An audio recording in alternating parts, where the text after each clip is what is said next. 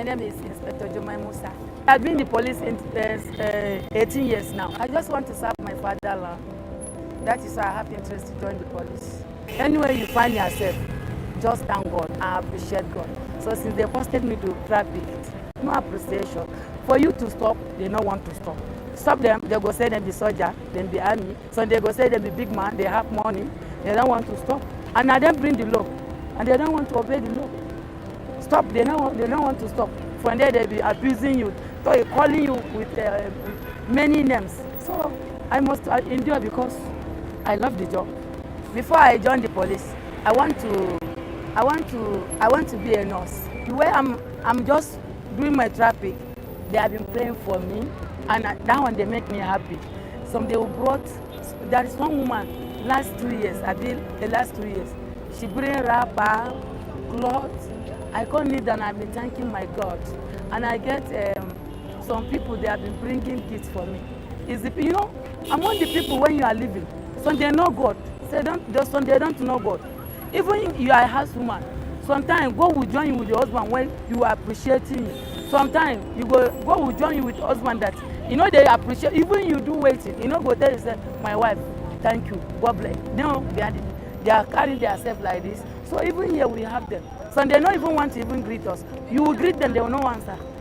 Welcome, sir, welcome, man. They go do it like this, they go through where they are feeling. But we don't even care. But we know, say, it's God. It's God that is putting us here, and it's God that is taking control of us. So they want to even hit us. That is time when somebody hit me with car here. And one woman come call me. She counted money that I should go and buy my medicine and cure myself. And I thank God I'm alive up to now.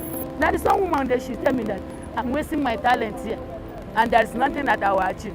I said, madam, I don't even care, but I'm thanking my God. Even I don't achieve anything, but I'm thanking God that I'm alive. One day I will achieve it. So it's the way we are. She's telling me inside her, say I should stop that nonsense when I'm doing.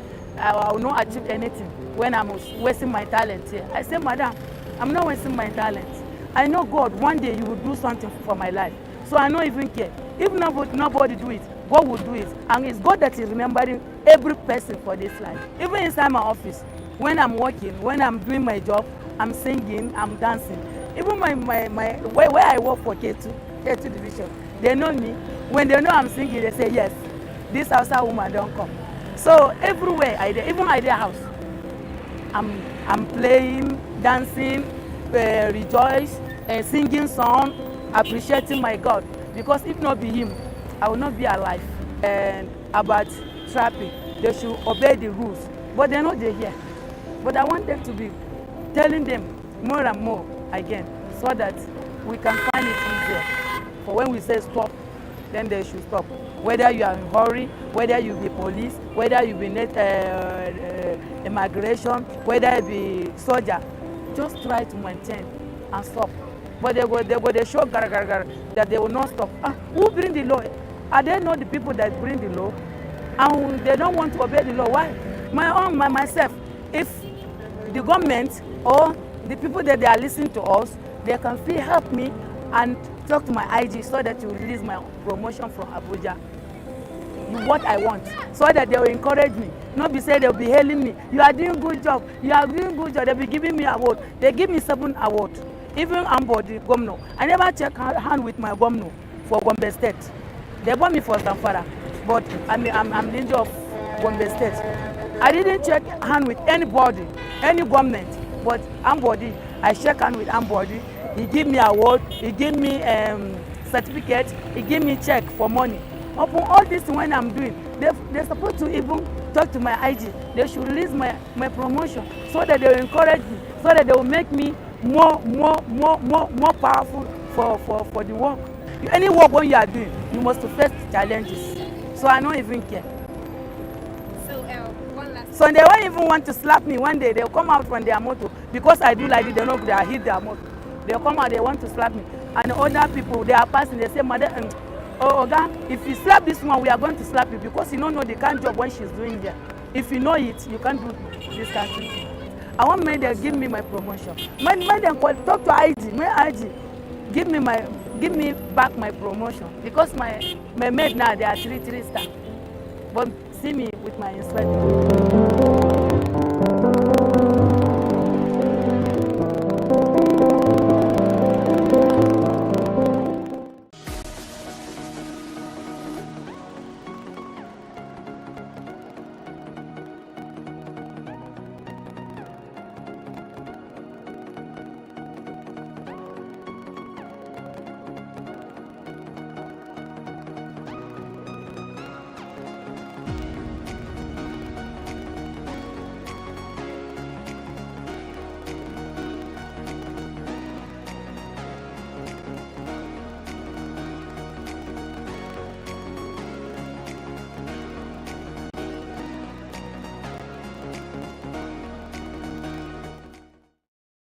where the enemy is.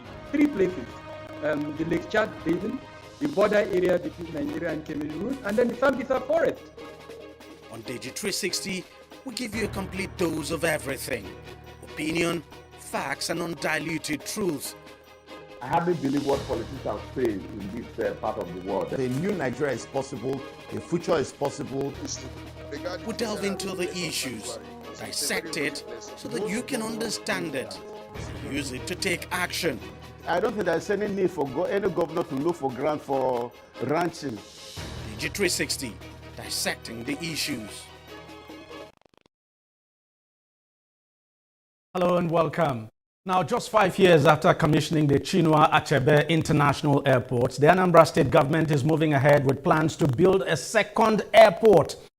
While the Soludo administration insists the project is critical to its long-term vision of transforming the state into an aviation and industrial hub, critics argue that another airport located barely 60 kilometers from the existing one is an expensive venture that does little to address the state's more pressing needs. The backlash is particularly striking because just 9 months ago, the state government denied reports that it plans to build an airport in Urumba North local government area. At the time, the Commissioner for Information, Law Mefo, dismissed the reports as speculation, explaining that although the proposed Anambra mixed-use industrial city, that's AMIC, would require major transport infrastructure, no decision had been made on whether to construct an airport or a railway. However, the government's position changed in June 2026 when Mefo announced that Governor Chukwuma Soludo had approved plans for a second airport as part of the administration's long-term economic strategy. Officials argue that the new airport is essential to supporting the projected economic growth of the Aerotropolis city development. Joining me now to discuss further on this is the State Commissioner for Information, Mr. Law Mefo himself. Mr. Mefo, thank you very much for coming on the program. What informed the change of mind? Just about 9 months ago, you were quoted all over the media saying that no decision had been taken, in fact saying it was just a rumor, that there was no truth in the report. So what informed the change of decision? Thank you very much. Yes, that position is correct. As at the time I told us that there was no airport in view, there was none actually. You know, a lot goes into this. Feasibility studies, very extensive. It took well over a year. So as at the time people were talking about a second airport, there was no decision on it yet. The feasibility studies haven't been concluded. Nothing has returned to the Anambra State Executive Council. So no decision. And for us to read that a second airport was already in the making was a bit surprising. Well, maybe because people got to find out that you were carrying out this feasibility study and all of that. As they say, there's no smoke without fire, and it eventually turned out to be true. I wasn't in a position to say that there was an idea like that, or that there was even a feasibility study going on then. There is a reason for it.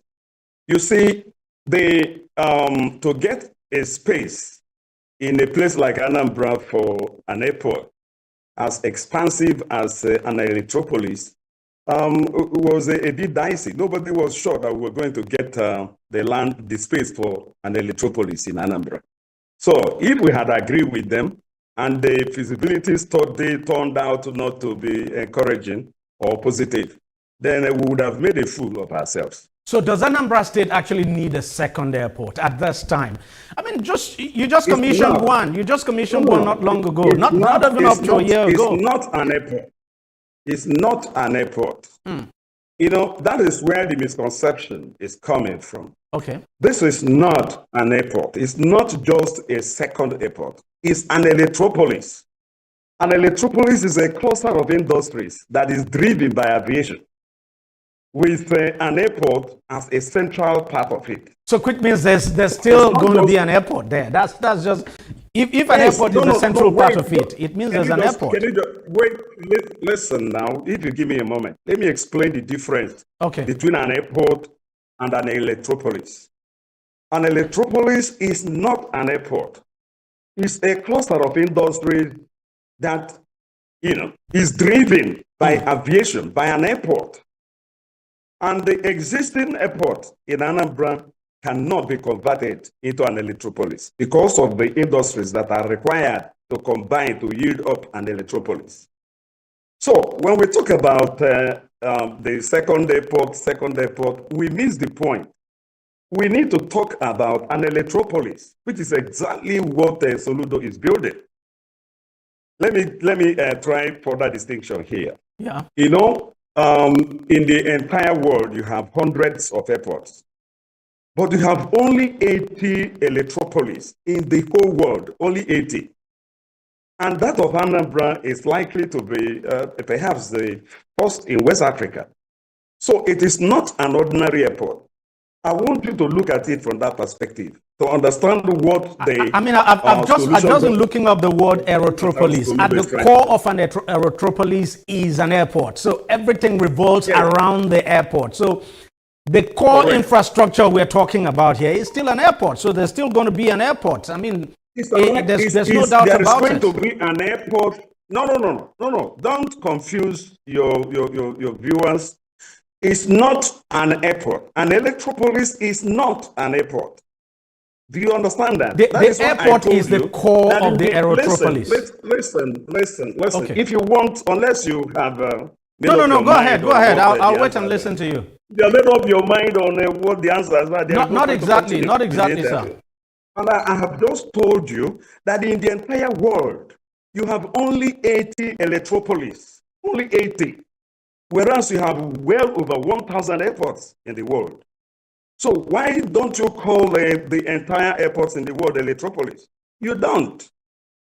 The electropolis that is being built in Anambra is a cluster of industries that will be driven by aviation. That is the important thing, the important point here. Now, let me also drive it down to the fact that the centrality of the Anambra electropolis is something that is very, very key. It's going to be a game changer because the electropolis will provide the most centrally located airport in the entire Southeast with states like Cross River, Akwa Ibom, acting as catchment areas. This is very, very important.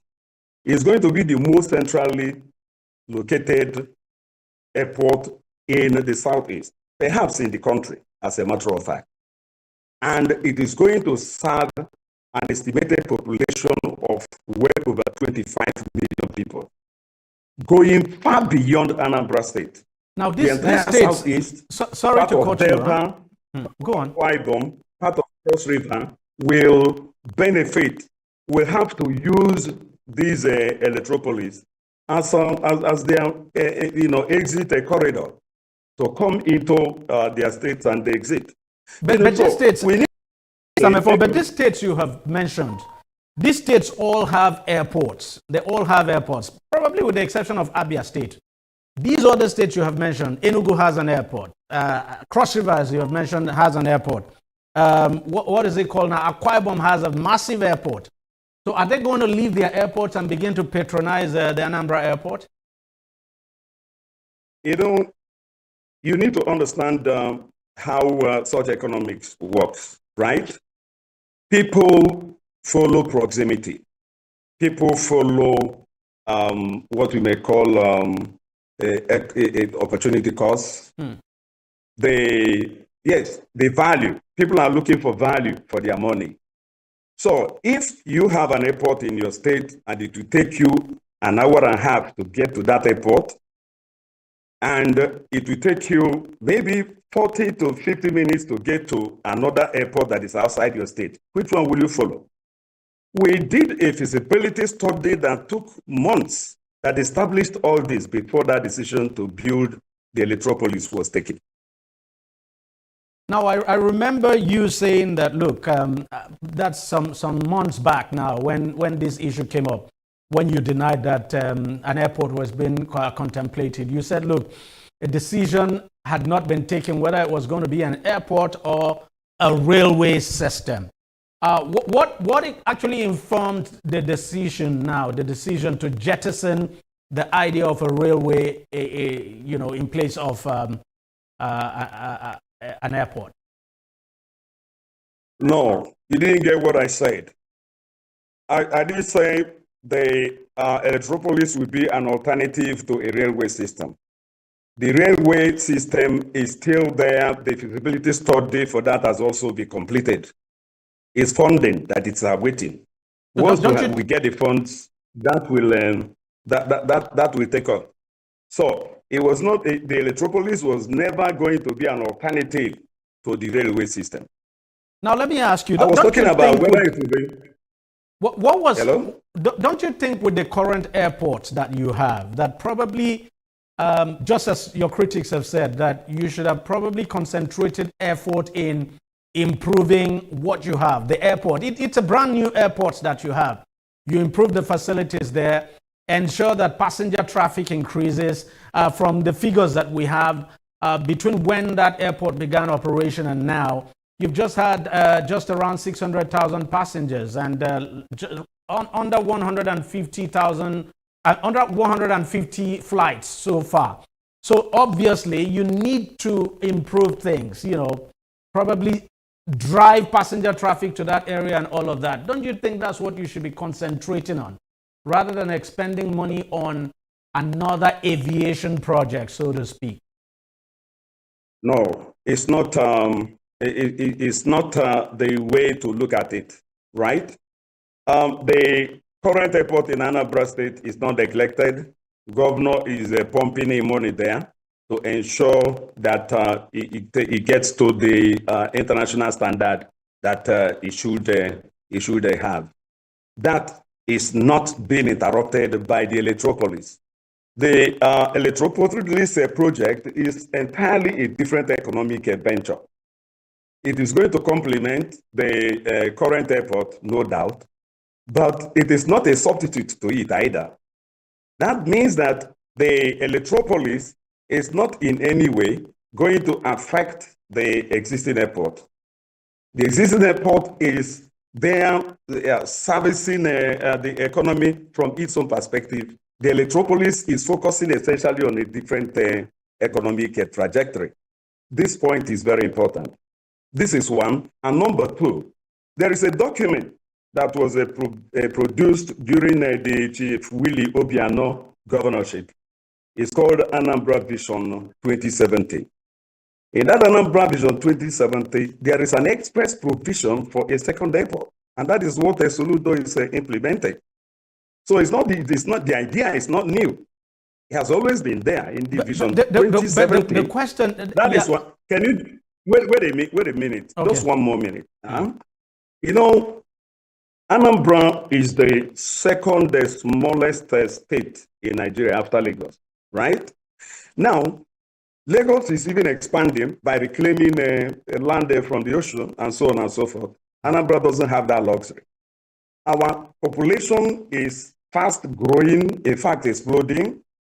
What that means is that in a matter of 1 decade, it won't be up to 2 decades, we will not be able to find a land space to build a second airport. So the best time to bank that land and begin to develop it is now particularly.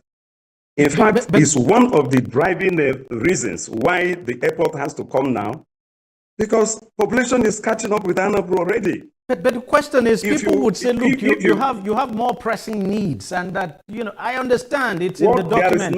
There is no pressing need. There's no pressing need in Anambra that is abandoned at the expense of the Electropolis. I'm just wondering whether the railway project would not have made much better sense at this time than this Electropolis. I didn't get that. Whether the railway project that you have conceived would not have made better sense at this time for Anambra State than the Aerotropolis you're constructing? Because No, we have now, a let me just tell you we why have I'm asking that question.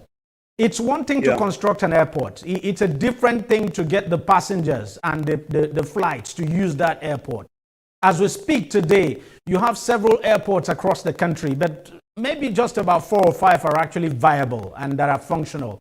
And from the reports we have gathered from both NCAA, the FAA, and the various aviation agencies, between 2021 and now, passenger traffic has been dropping by 10% annually. And it's going to get worse because of the cost of, flight. Because the cost of flight definitely will not come down. And so it's really affecting passenger traffic. Very few Nigerians fly. Very few Anambrarians fly. I'm just wondering where you are going to get the passenger traffic from. It would have been a different situation if, for instance, you took on the railway project, because people argue that would make much impact, better impact than this Aerotropolis project, at this time at least. We have a different funding process for the railway. This is very important. So the railway is coming, and the Electropolis is already under construction. So it's no longer an idea. This is very fundamental. It has gone up to 30% into completion. And the idea is that in the next 1 to 2 years, it should be able to receive flights. The issue of viability was thoroughly investigated during the visibility studies, and the return on that question was very, very positive. That is why I started by telling you the estimated population the Electropolis would serve. And as long as it remains the catchment airport for 25 million people, 1% of that population will keep the airport going, I tell you. So it's not every airport that has the potentiality as the Electropolis. There was a very serious feasibility study that was carried out before that decision was taken. And don't forget, the reputation of the governor of Anambra State is at stake here. He is a foremost global economist. He knows what he is doing. And I just want, such critics to give him a benefit of the doubt. He is not joking here. He knows what he is doing. He believes, and we know so, that if we don't do the Electropolis now, in the next 1 decade, it will be impossible to contemplate it in Anambra. You're a member of the State Executive Council. Yes, I am. How much debate actually went into this project before it was now decided on to go ahead with it? That was why when I spoke about the airport the first time, I told us that it was just in the realm of a speculation. The Anambra State Executive Council meetings, very robust engagements, and the governor used the floor for people to give alternative viewpoints. And the convergence of opinion was that the airport, the Electropolis will have to be driven and driven now. And I've given you the reasons. There are many more reasons even, but like I said, it was a very robust conversation, and more than an absolute majority, insisted that we should go on with the aviation, the new aviation project, which is the Electropolis, because of its centrality in the new economic project and programs of the Soludo-led administration in Anambra State. If it's not done now, you can't do it again. And okay. if you understand Soludo's dream of turning Anambra into Africa, Dubai, Taiwan, Silicon Valley, one of the major enablers of Dubai as a commercial and the logistic hub is an Electropolis. Dubai is one of the 80 spots where you have Electropolis in the world. And a lot, Memphis, so many others, India has one. Nigeria should have one at least. And people should be happy that Soludo is the one that is taking that bull by the horn. So how much is the estimated cost of this project? Because we've seen a number of figures in the media, figures being bandied around. So how much is the cost of the project, and how has it been financed? I don't have it off cuff here. I will supply you those details. But of course you would know about the financing of the project, because you obviously would be wondering if this is going to put so much pressure on on public finances now. No, you see, let me tell you something about Soludo's style of governance from public finance perspective. You need to understand that there is something Soludo is doing now that nobody has tried in Nigeria. His budgeting process, his capital expenditure has never been less than 70% of the annual budget.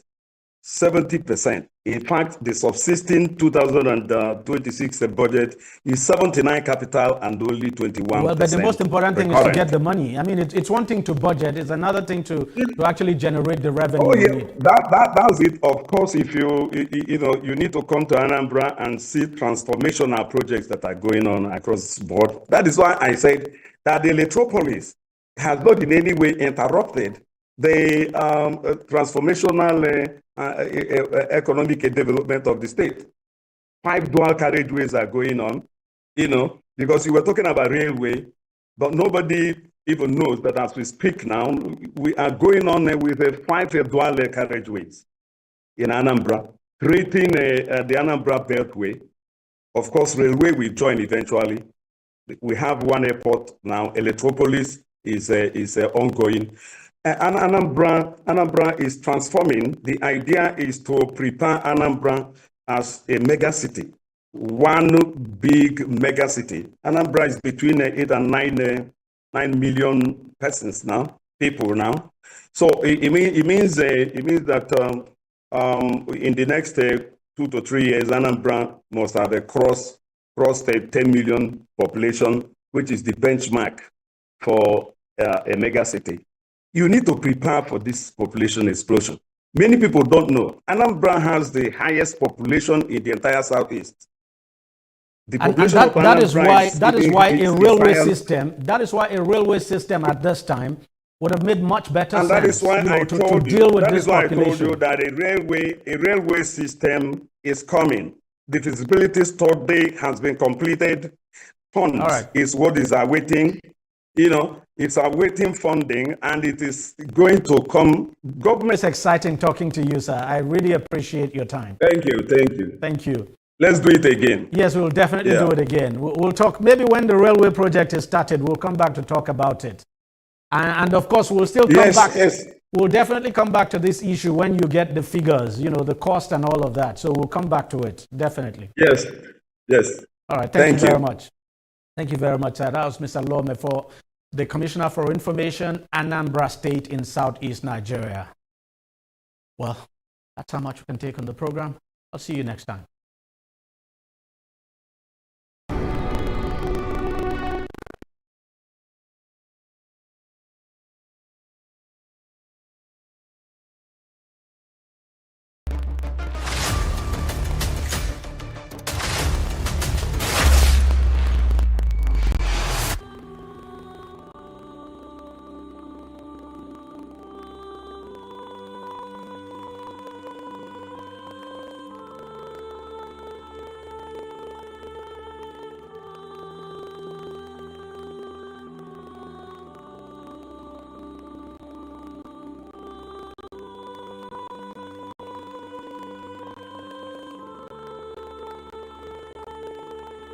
Ayatoro community is a theocratic communist setting funded by a group of believers known as the Apostles in 1947. Ayatoro community in its heydays has the largest per capita income in the whole of West Africa.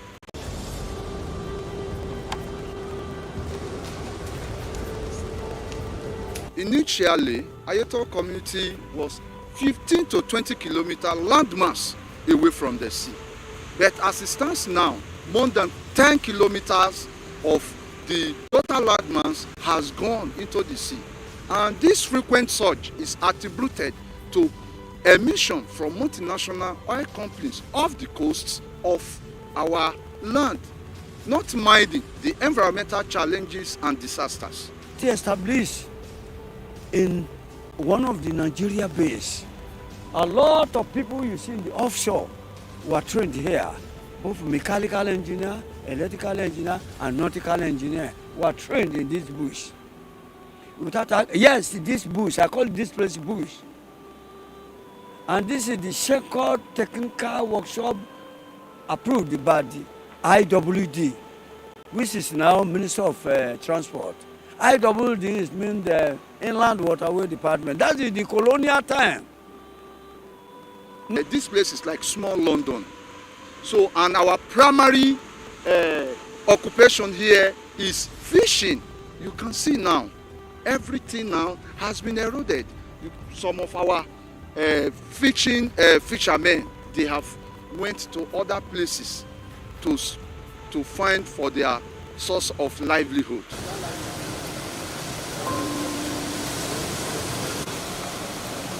We have been experiencing sea culture coming every day by day. And since that time, we have been making efforts, writing letters to the federal government, because we are law-abiding citizens. We believe that we cannot engage ourselves in a radical ways, because we believe that by protesting, writing letters, federal government can come to our aid. By the videos, a lot of things we have been doing since we have been expressing the sea church.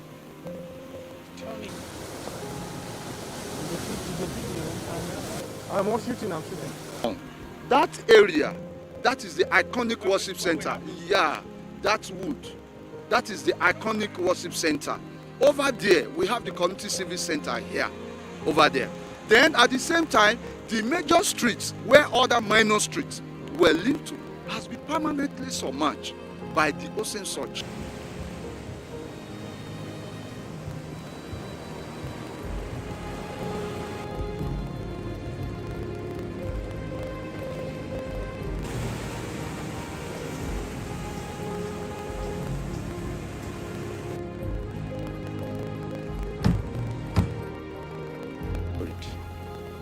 I'm worried because this recurrency surge is affecting us in virtually all human aspects of our life.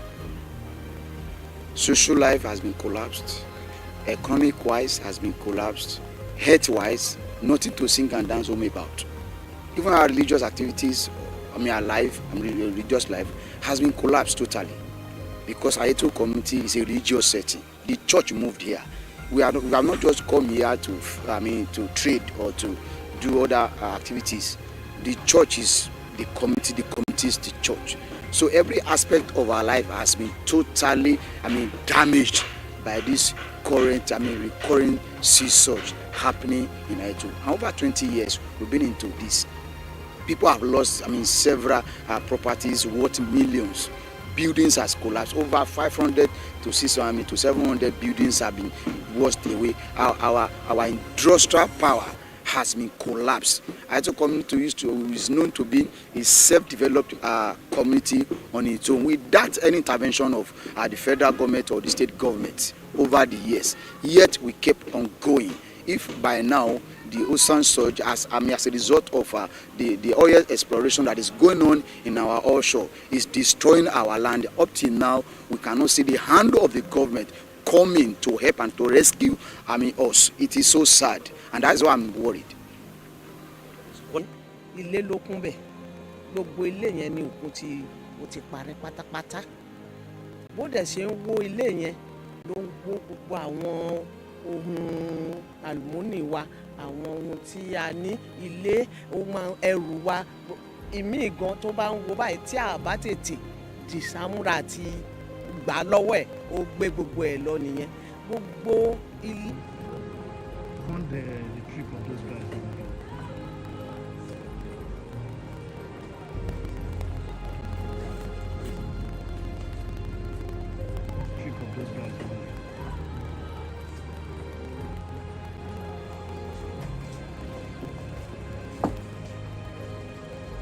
excruciating, it is extreme. In fact, every blessed day, people used to die because of the thinking that the community that was founded at their present has been eroded. So it is extreme, it is serious, it is harrowing. Tell me, what's your fear? My father's house happened to be the extreme house before the Atlantic Ocean. We lost it 2017. 2007, that was when we lost it. It's highly devastating.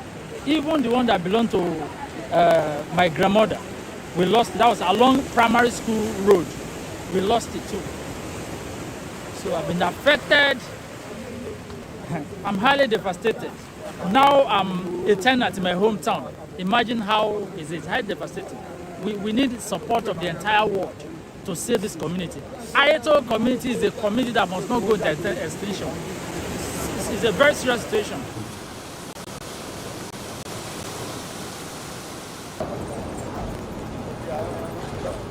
The up and the down. So the up is reserved for the male. Why do that? Because they want them to access the sea quickly because of the occupation they engage in. Then the downside is reserved for the female so that they can dry their fishes because the Atlantic breeze is coming from the up, so that the smoke will not disturb the community from up. That was why they situated the downside for the women so that their kitchen can be downside.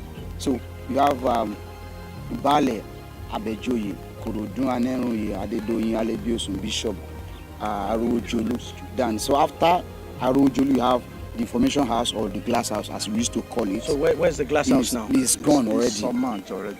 So we have the happy celebrations regarding the Ayeto community. People coming just like you came now. All the information you buy your trip, what you are going to do, when you are going to, you go back. So it will be documented before you go into the community. That was how it was done then. Then the city hall or civic center, there too, all of them are gone.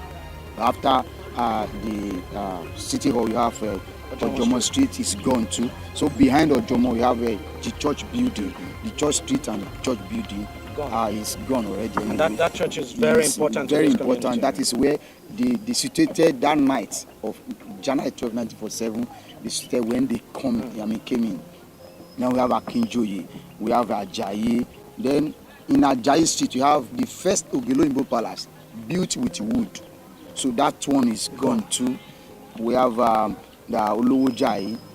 Then after Olowojayi, you have the shoe making industry. There used to be a shoemaking industry. One of the industry, a small scale industry. Then behind the shoemaking industry, you have the clothing making industry too. So that one too is gone. So we have after Olowojayi, behind it is the shoemaking and the clothing making. We have Olowo Topa Oyinbo. We have Omogbenwa. Then after Omogbenwa, we have the carpentry workshop. So the carpentry workshop too is currently threatened. Half of it is gone into into the sea. Then you have Tobase. Then after the Tobase street there, you have a mini supermarket. There's a mini supermarket there. So after the mini supermarket is where you have Oyetomi Street. So from the upside, where's the mini supermarket? This is just behind the what's it called? But it's still there. We can still find it there. So after the the mini supermarket, you have Oyetomi Street. So from the main side now, the main streets, Oyetomi Street is the only surviving street you can find up. And it's been threatened. It's threatened. In almost we only have just 2 buildings. That is where my mother's father's house was situated, and it has been eroded. Just 2 houses. And your fear now is that this side, where yes, the female side might be affected. Yes. So it's like everybody has moved to this side now. Yes. So most of the male now, they are actually residing with their wives. Their wives. So the Oyetomi is the only one that you see. Then from the downside where you have the and this broad street is no longer existing. It's gone completely. where you can have the Broad Street, the beauty of the Broad Street now, it's around the Block Palace. That's where you can have the beauty of the Broad Street. Okay. How it looks like. All right, I think we're good with it. Church wa gangan the main church táwọn baba ńlá wa kọ́ ó ti wó àtúnkọ́ mi ó tún wó so ẹ jọ̀ọ́. The church is where all the inhabitants of this land will gather to worship God, because that was the revelation our forefathers received. This place is a Christian utopian religious community for the service of God.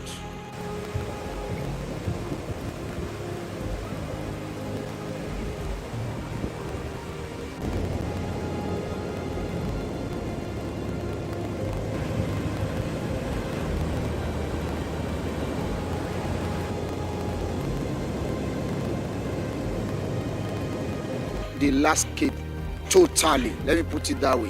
Why do I say so? It's because when you look at the landmass, as at when our founding fathers came here, 1947, it is about 20 or 10, 15 kilometers to the shore.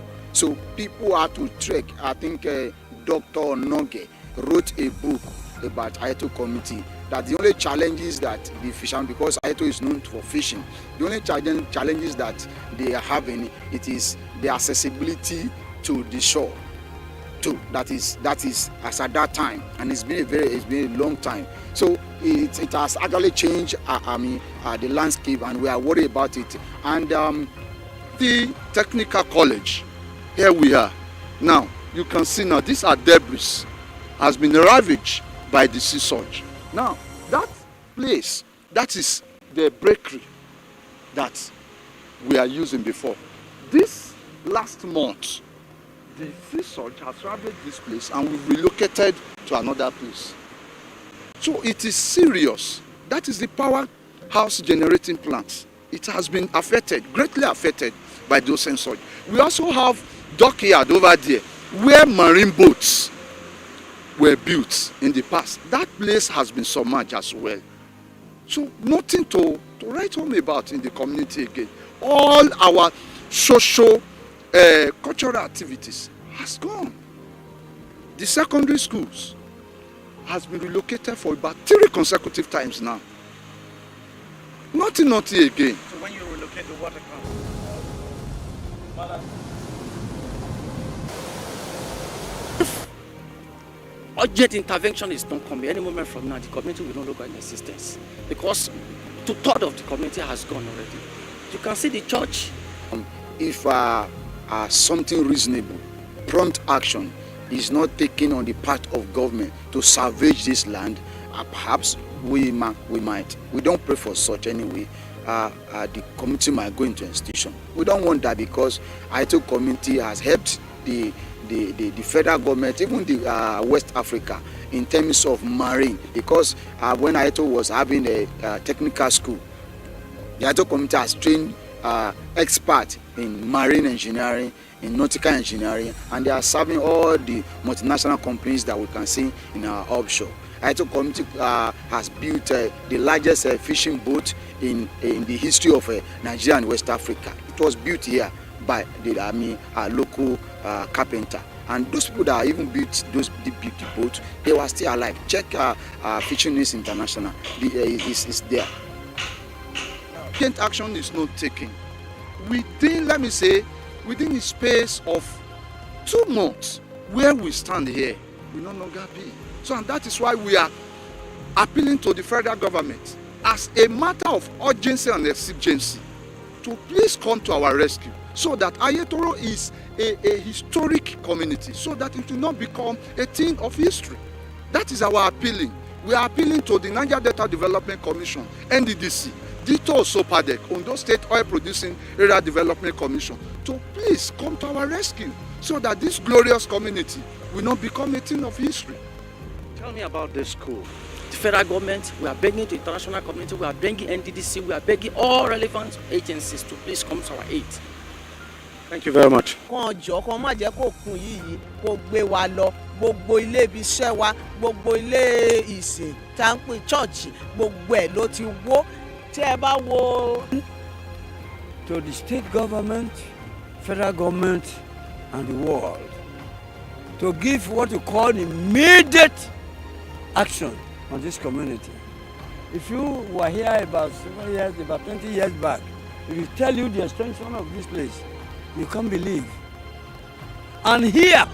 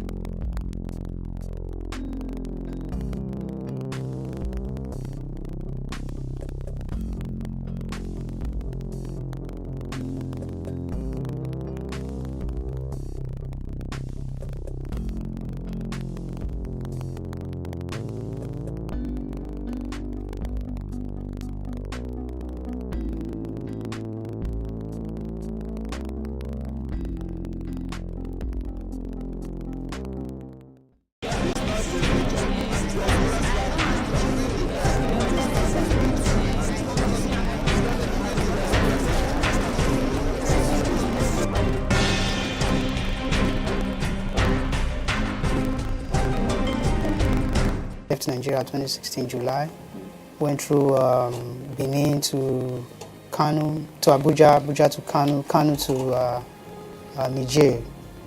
So from Niger, we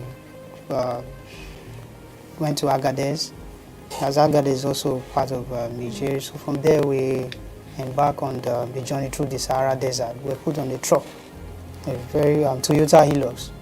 We're like almost 30 on that Hilux. On the normal ground, that Hilux would not size 20 persons, but we're up to 30. We're packed like load, like goods on top of the Hilux. And we spent 4 days on the Sahara Desert. There during the journey, there was no water. Water got finished. And we had to hold on till we were able to get to Mosul. Mosul is a town in Libya, downtown. So from Mosul, I spent 2 days before I was actually dressed like a lady. Because if you are going in Libya, you have so many checkpoints. The soldiers there, they don't want to see black moving on the street. So because if I enter the taxi as a male to move, they are going to arrest me. So the connection man dressed me as a lady. I had to barb all my beards and my hair, makeup, and the hijab. So when we get to the checkpoint, we just look the driver, because the driver is a Libyan man. So we greet the soldiers, they will allow us to pass. That was how I passed through, and I got to Tripoli. From Tripoli, I had to move to seaside, Sabrata, where I will cross. I actually tried to cross October 1st, 2016. That experience was a very ugly experience. During the journey on the high sea, the Mediterranean Sea, I discovered that the boats that we entered was having a leakage. So from there, that leakage, where the boat stopped, was no longer moving.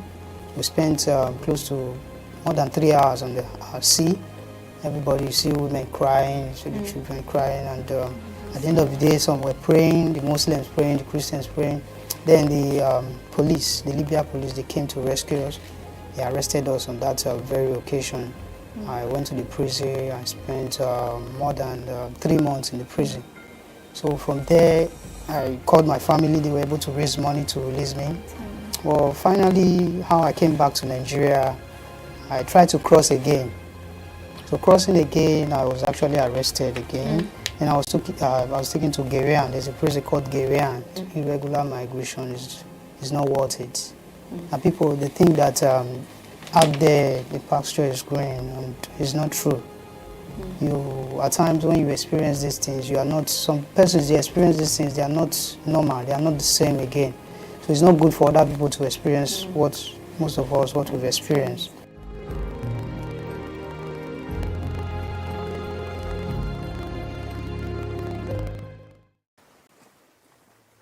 This is home for us. This is where we have been burned, we have grown up. There's no place like this for us. As a community, we are not ready to move. Monk River has always been a fishing community. And I started out as a fisherman. And that was a joyful time.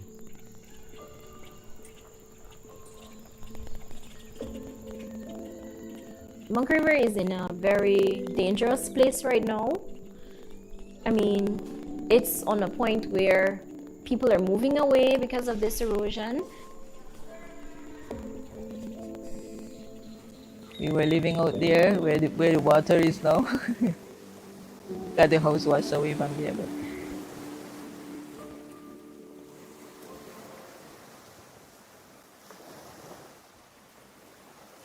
my name is Mario Muschamp. I'm a resident of the community of Monk River. We started seeing the issues with the erosion on the coastline. What hurts me the most about this whole situation is even after we lost several pieces of properties, we lost a whole football field, was the loss of our burial ground. My grandma and my grandfather are now washed out in the sea. Their graves are gone. That really hurts. We have been doing our best to try and keep what we have. I don't want to see any more graves go to the sea, as a lot of my families are still there. My sister, aunts and uncles, cousins, good friends, still there, currently threatened by the sea.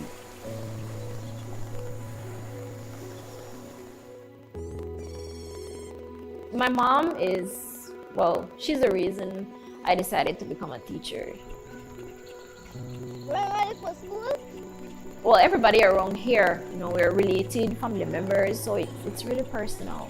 So that is why I decided to get on the watershed and see what I could do to assist.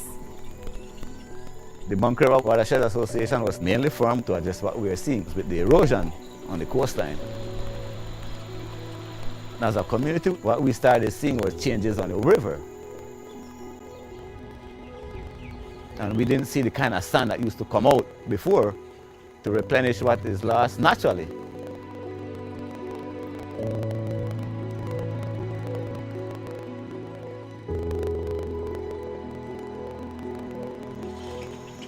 we have no beach now, but it was really nice having a beach where you can walk around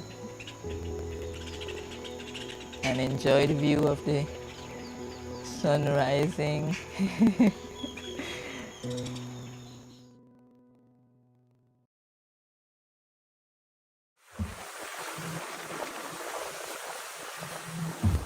My call is to try and see what I can do to improve, to better manage than what we have, because it's easier to manage what you have than to restore what you lost. So I had to get involved with the Watershed Association.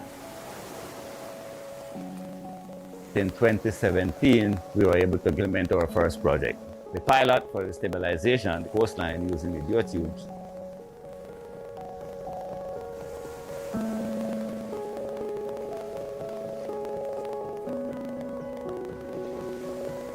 The Watershed did a geotube project where they installed some geotubes in front of the village. Basically, that was like a stabilization method to assist with some of the villagers who were at risk of losing their homes. The GEF Small Grants Program provides financial and technical resources to civil society organizations to implement community-driven action for global impact. I was able to nurture further relationships with the residents of Monk River, including understanding their plight, their concerns with the erosion, the loss of homes, the loss of their livelihoods, the loss of biodiversity. The degradation of watershed in general is at an alarming rate, being degraded, And for me, that is extremely concerning.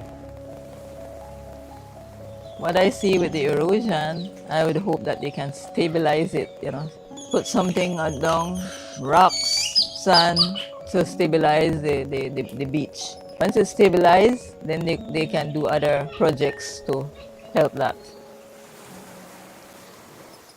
Waves and the sand was coming inside the downstairs and run through all the way to the back. So what happened, the guys took some rocks that government gave us, some boulders and small ones, and they put them just in wheelbarrow and boat and throw them in front to help to build back a little bit of the sand. So we know that the boulders would work. Monkey River Village is one of those coastal communities that we prioritize. A coastal fishing community located on the southern eastern part of Belize, a small Creole community living in harmony with nature. Monkey River is not responsible for the climate crisis, yet they are the ones that are suffering the greatest loss and damage. What we need is climate justice. I want to get Monkey River back on the map. Monkey River exists. It's a beautiful place. The natural resource is here for us to use, not abuse and misuse. Because without them, we can't exist.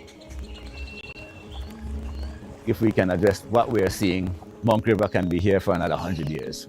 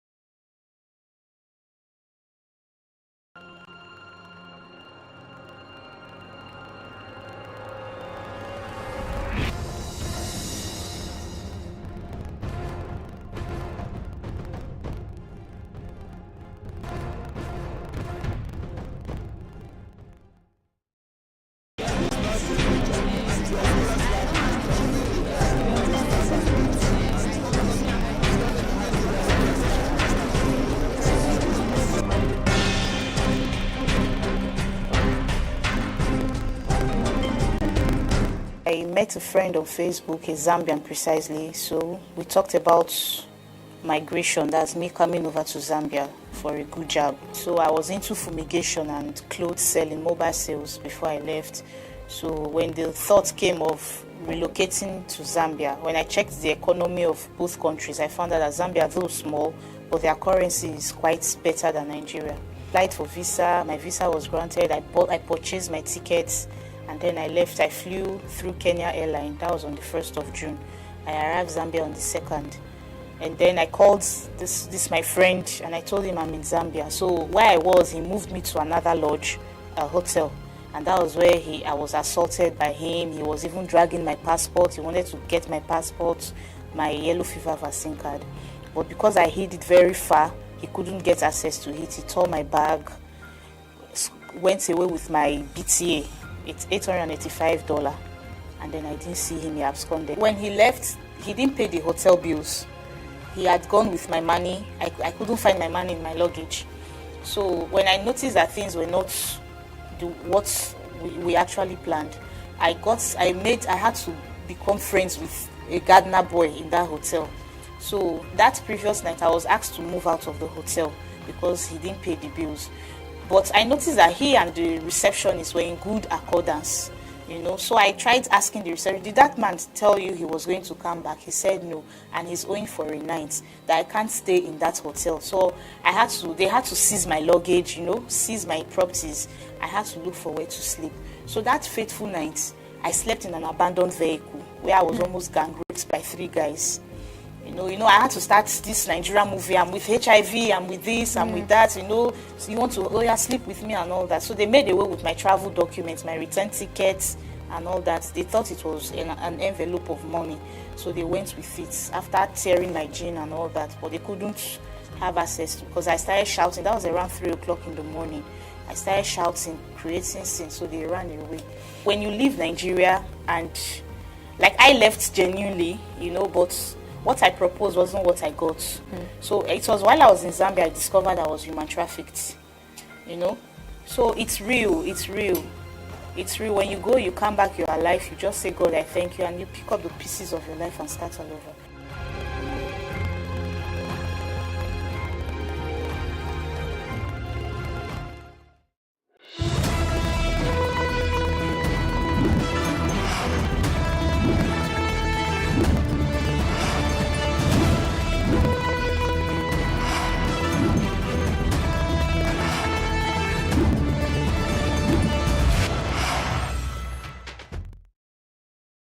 Nigeria will be impartially governed according to the rule of law.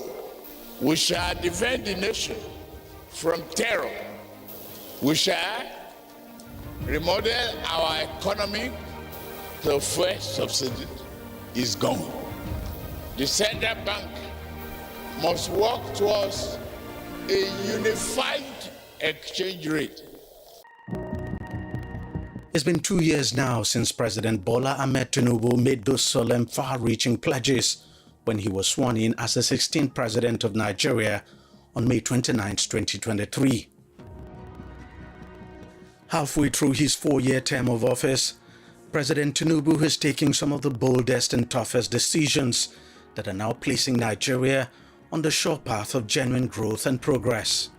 I speak as a member of the Presidential Economic Coordinating Council, and I speak as someone who, from time to time, is opportune to have some conversations with Mr. President. His ruthless commitment and desire to see a transformed Nigeria is unrivaled. I've known Mr. President now for almost 32, 33 years. He's somebody who likes to take bold step and bold move, and he's a visionary leader. These structural reforms which Mr. President did, really, you must give him credit. Even his own enemy will give him a credit, because removing total subsidy, making it an open market, you know, for Nigerians to be buying at the market rates, and also doing the exchange rate on top of that. On top of that exchange rate, also doing the removal of subsidy to some of us in the high class in terms of electricity consumption, because 241% increase wasn't really a small thing. But all this have actually been absorbed by people without burning tires, without this, you know, so it was actually accepted. And this has actually reduced the drain on government's resources. But on this one, really, I think Mr. President has actually done extremely very, very, very well. You know, because these were things that I thought they won't happen in our lifetime, but here we are. Nigeria's economy was severely challenged when President Tinubu assumed office in May 2023. Revenue had fallen, with debt servicing taking about 90% of government receipts. Oil production had also fallen to a worrying level. The government had a mounting of foreign exchange obligations to deal with. And there were fuel subsidy obligations running into trillions of naira. Nigeria economy was on a cliff and in an intensive unit, and we weren't sure how soon it will fall.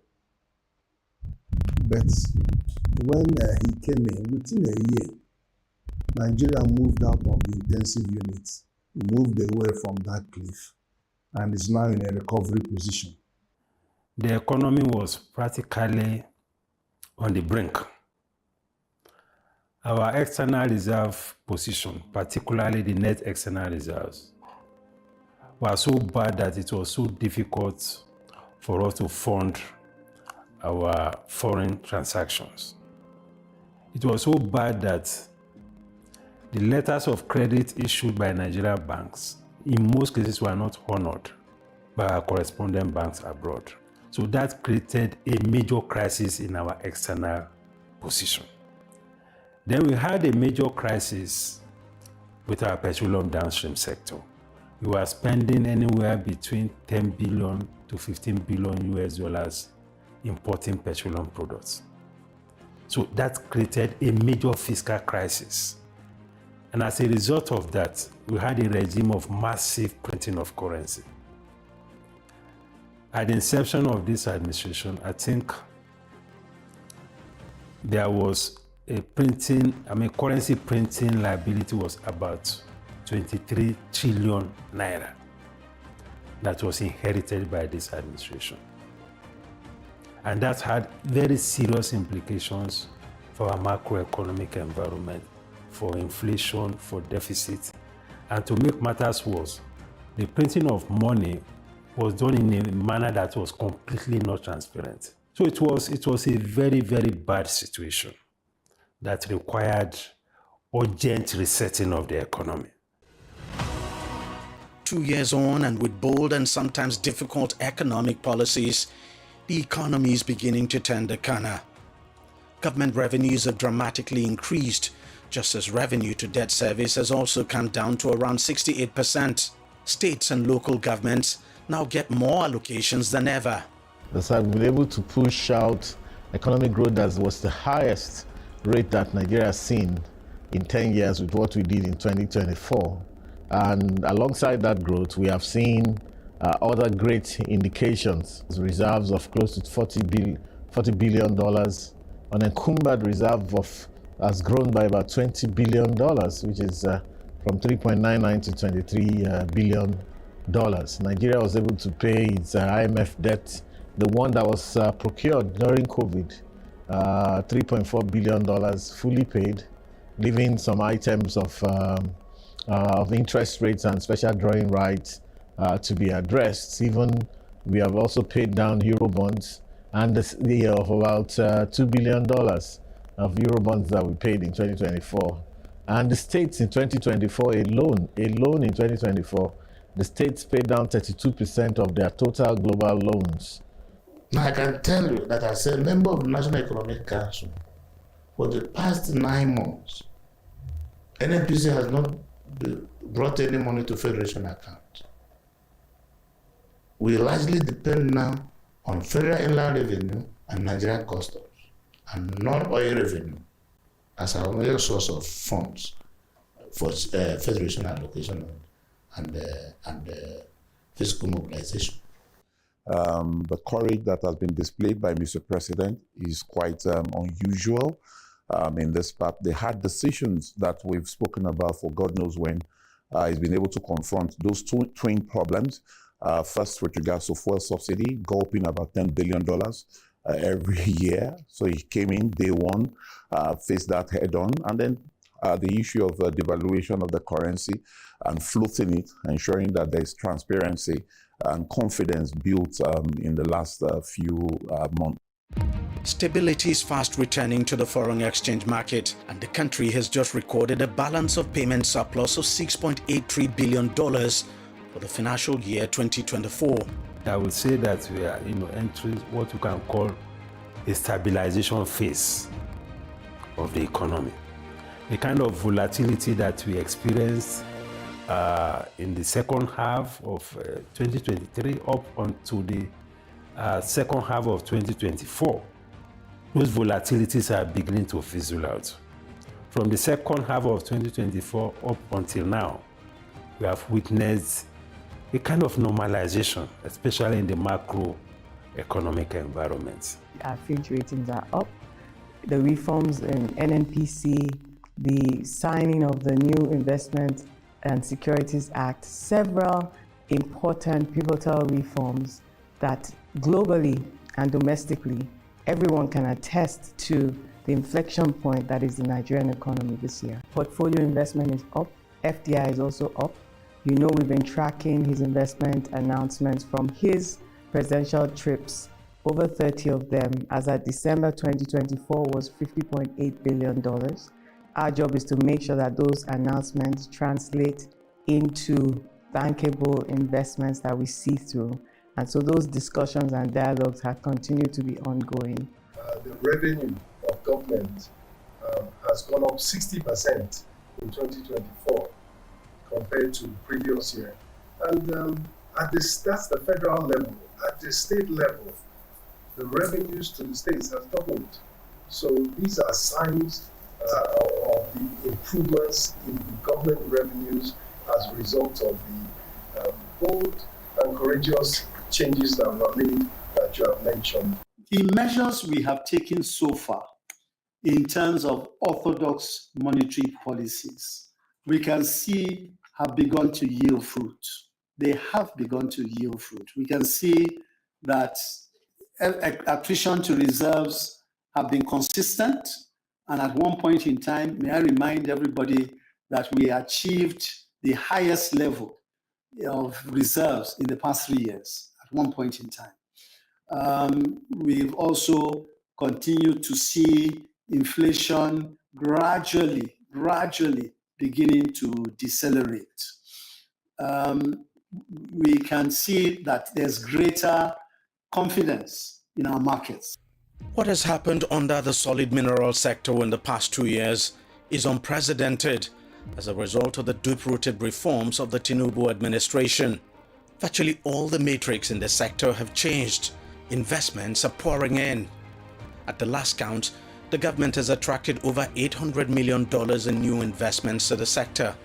Among the new investments is a $600 million lithium plant in Kaduna State and another $200 million refinery near Abuja and 2 additional processing plants in Nasarawa State. We have a policy of local value addition, which is also part of our 7-point agenda.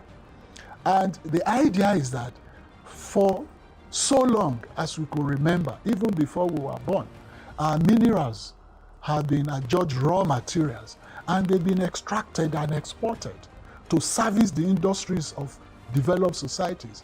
And so under the President Tinubu's Renewed Hope agenda, we say no more. Now, we do not approve licenses from applicants who do not show us concrete plans of local value addition, which means you must process locally. Revenue to the sector has also quadrupled in just the last 1 year. In 2024, the sector generated over 35 billion naira, up from 6 billion in 2023. And this is despite receiving only 18% of its 29 billion naira budget. We created the mining marshals, which has become very popular and very, very effective in Nigeria. Now, in the last 1 year, because the mining marshal celebrated 1 year of its establishment a few weeks ago, and I reeled out these very positive and remarkable statistics. They've arrested over 300 illegal miners in 1 year of its operation. Over almost 150 are undergoing prosecution across the states in the country. And we've secured over 9 convictions, including foreigners involved in this nefarious activity. And this has really helped us to send a strong message and signal to the operators in this sector that it's no longer business as usual. Some of the tough but necessary economic reforms of the government have not come without some difficulties for Nigerians. But the government has responded positively to ameliorate the situation. It's increased the minimum wage to 70,000 naira. It's also established the Consumer Credit Corporation with a provision of over 200 billion naira to make consumer credit more accessible. Hitherto, Nigerians, especially the working class, find it extremely difficult to get money to buy cars, to build houses, to buy even household appliances. The President Bola Ahmed Tinubu thought there shouldn't be any reason why an average worker in Nigeria should worry himself because he wants to get some essentials of life. And so Credit Corp was established, and it's gladdening to note that it has done so well. So many Nigerians have been able to access that. Another strategy to ease some of the fallouts of the economic reforms is a presidential CNG initiative launched by President Tinubu in October 2023 to facilitate the adoption of natural gas, a cheaper alternative fuel following the removal of petrol subsidy. Since its official rollout in May 2024, thousands of Nigerians and even government agencies have embraced the program, making the switch to CNG.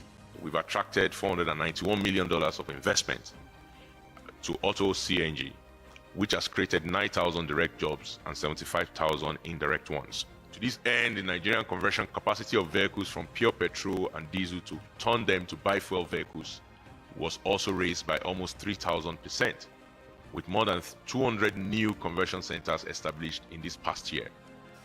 In addition to the CNG program, the government has rolled out and supported several other initiatives to cushion the impact of its reforms. There is the Presidential Conditional Grant Scheme, which provides cash grants to micro and small businesses. So far, over 700,000 nano businesses have received 50,000 naira each, while micro and small businesses have received ₦1 million each from the scheme. The citizens have made a lot of sacrifice in the reform process. So there should be a way to ensure that the benefits of the reform trickle down better to the ordinary citizens. In other words, we need to democratize the benefits of the reform, because the citizens are still worried about the cost of living, especially the cost of basic things like food, the cost of transportation, the cost of health care, the cost of education. Those things are still big issues. So going forward, we want to see more impact, more efforts, deliberate efforts to ensure that the cost of living is reduced, so that we can make the whole reform process a lot more inclusive. Determined to ensure every Nigerian who desires tertiary education is not in any way hindered by funds, the government launched one of the most consequential education initiatives in the history of the country. The Nigeria Education Loan Fund, NELFund for short, provides interest-free loans to students in tertiary institutions who desire the loan to enable them pay their fees and for upkeep. Beneficiaries of the interest-free loan are only expected to start paying back 2 years after they secure jobs upon graduation. The government has made available over 200 billion naira for the takeoff of the initiative. This scheme was designed and introduced by the President of the Federal Republic of Nigeria, President Bola Ahmed Tinubu, GCFR, whose vision it is to ensure that everybody has access to education at tertiary level, and those who are coming up to tertiary level have the hope that they can rise to the highest heights without having to worry about funds. So we've disbursed in institutional fees somewhere in the region of 30 billion naira. For the upkeep, we've disbursed 24 billion naira. So we have disbursed a total of 54 billion naira, and by our numbers, 293,000, so just short of 300,000 students have directly benefited, have directly received or should have received value from our disbursement. The initiative is helping many young Nigerians achieve their dream of getting tertiary education, as funding is now no longer a barrier. Today, no child can be denied access to higher education because he comes from a poor family. He wasn't born to wealth and privilege. Some countries in Africa have visited Nigeria to learn the mechanics of this program. It's a landmark program. The passage of the Petroleum Industry Bill in 2021 set the stage for a revolution in Nigeria's oil and gas industry. That revolution is now beginning to happen under the watch of President Bola Tinubu. Before this government came, and it's very fundamental, there were a lot of, companies that were divesting. And as they were divesting, the investments were frustrated. But when this government came, we went around the world campaigning that come and invest in Nigeria. And the question was asked, the companies in Nigeria couldn't divest, so how can I bring my money to invest? If tomorrow I want to divest, how do I divest? And we told them that, look, this is a new government with a new direction. And so we have been able to successfully, allowed the divestments. The president, graciously approved of the divestments. And today, Nigeria's story has changed. Nigeria is a country that you can bring your capex to invest and also divest as well. For someone who has this experience, to see today an administration that allowed the Seplat Exxon transaction to go through successfully, I commend it. It's not me, Tony Miller or Holdings Group buying it. It's others, but I commend it. Those are the signaling effect people want to see, investors want to see, that brings them to invest in the country. And by the way, not just investors come to invest, financial, because we need capital. Those who will release that capital want to make sure that where the capital is going to is conducive. So when you approve Seplat Exxon transaction that has been on the table since life started, it is telling a signal. You don't need any CNN advertisement. Investors are now showing renewed interest in Nigeria's oil and gas sector. In December 2023, French energy giant Total Energies committed to invest $6 billion in the country's oil and gas industry. Other IOCs like Shell and ExxonMobil have also demonstrated similar commitments in the region of $13 billion. There are investments that are brought into tens of billions of dollars. There is also another investment that is coming that is about $20 billion, but it's good for it to come. It is announced, where it is right, but we are very close. I believe that within a very short period, that announcement will be made. The country's refineries are now coming back on stream. Together with the privately owned Dangote refinery and other modular refineries, they've helped to cut Nigeria's petrol import by around 50%. It's now only a matter of time before the country completely ends petrol import and safeguards foreign exchange. Within no short period of time, we will have 1.2 million barrels of refining capacity. What that does is, of course, it makes us self-sufficient in petroleum products. It gives us the ability to export petroleum products efficiently, formally, legally, and profitably. But more important than that, along with that refining capacity comes the production of industrial raw materials from the adjoining and complementary petrochemical complexes. Oil theft and other constraints still remain threats to the country's crude oil production target of at least 2.1 million barrels per day in 2025. But the government is not giving up on its projection.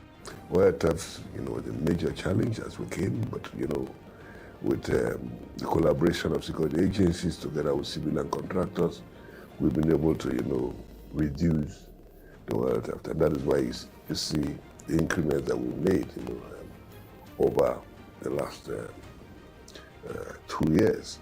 But we will continue to improve on what we have been able to achieve.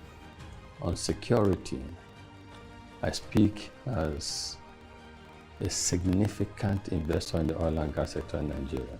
Our group, as Energies, we are the third biggest producer of oil in Nigeria today.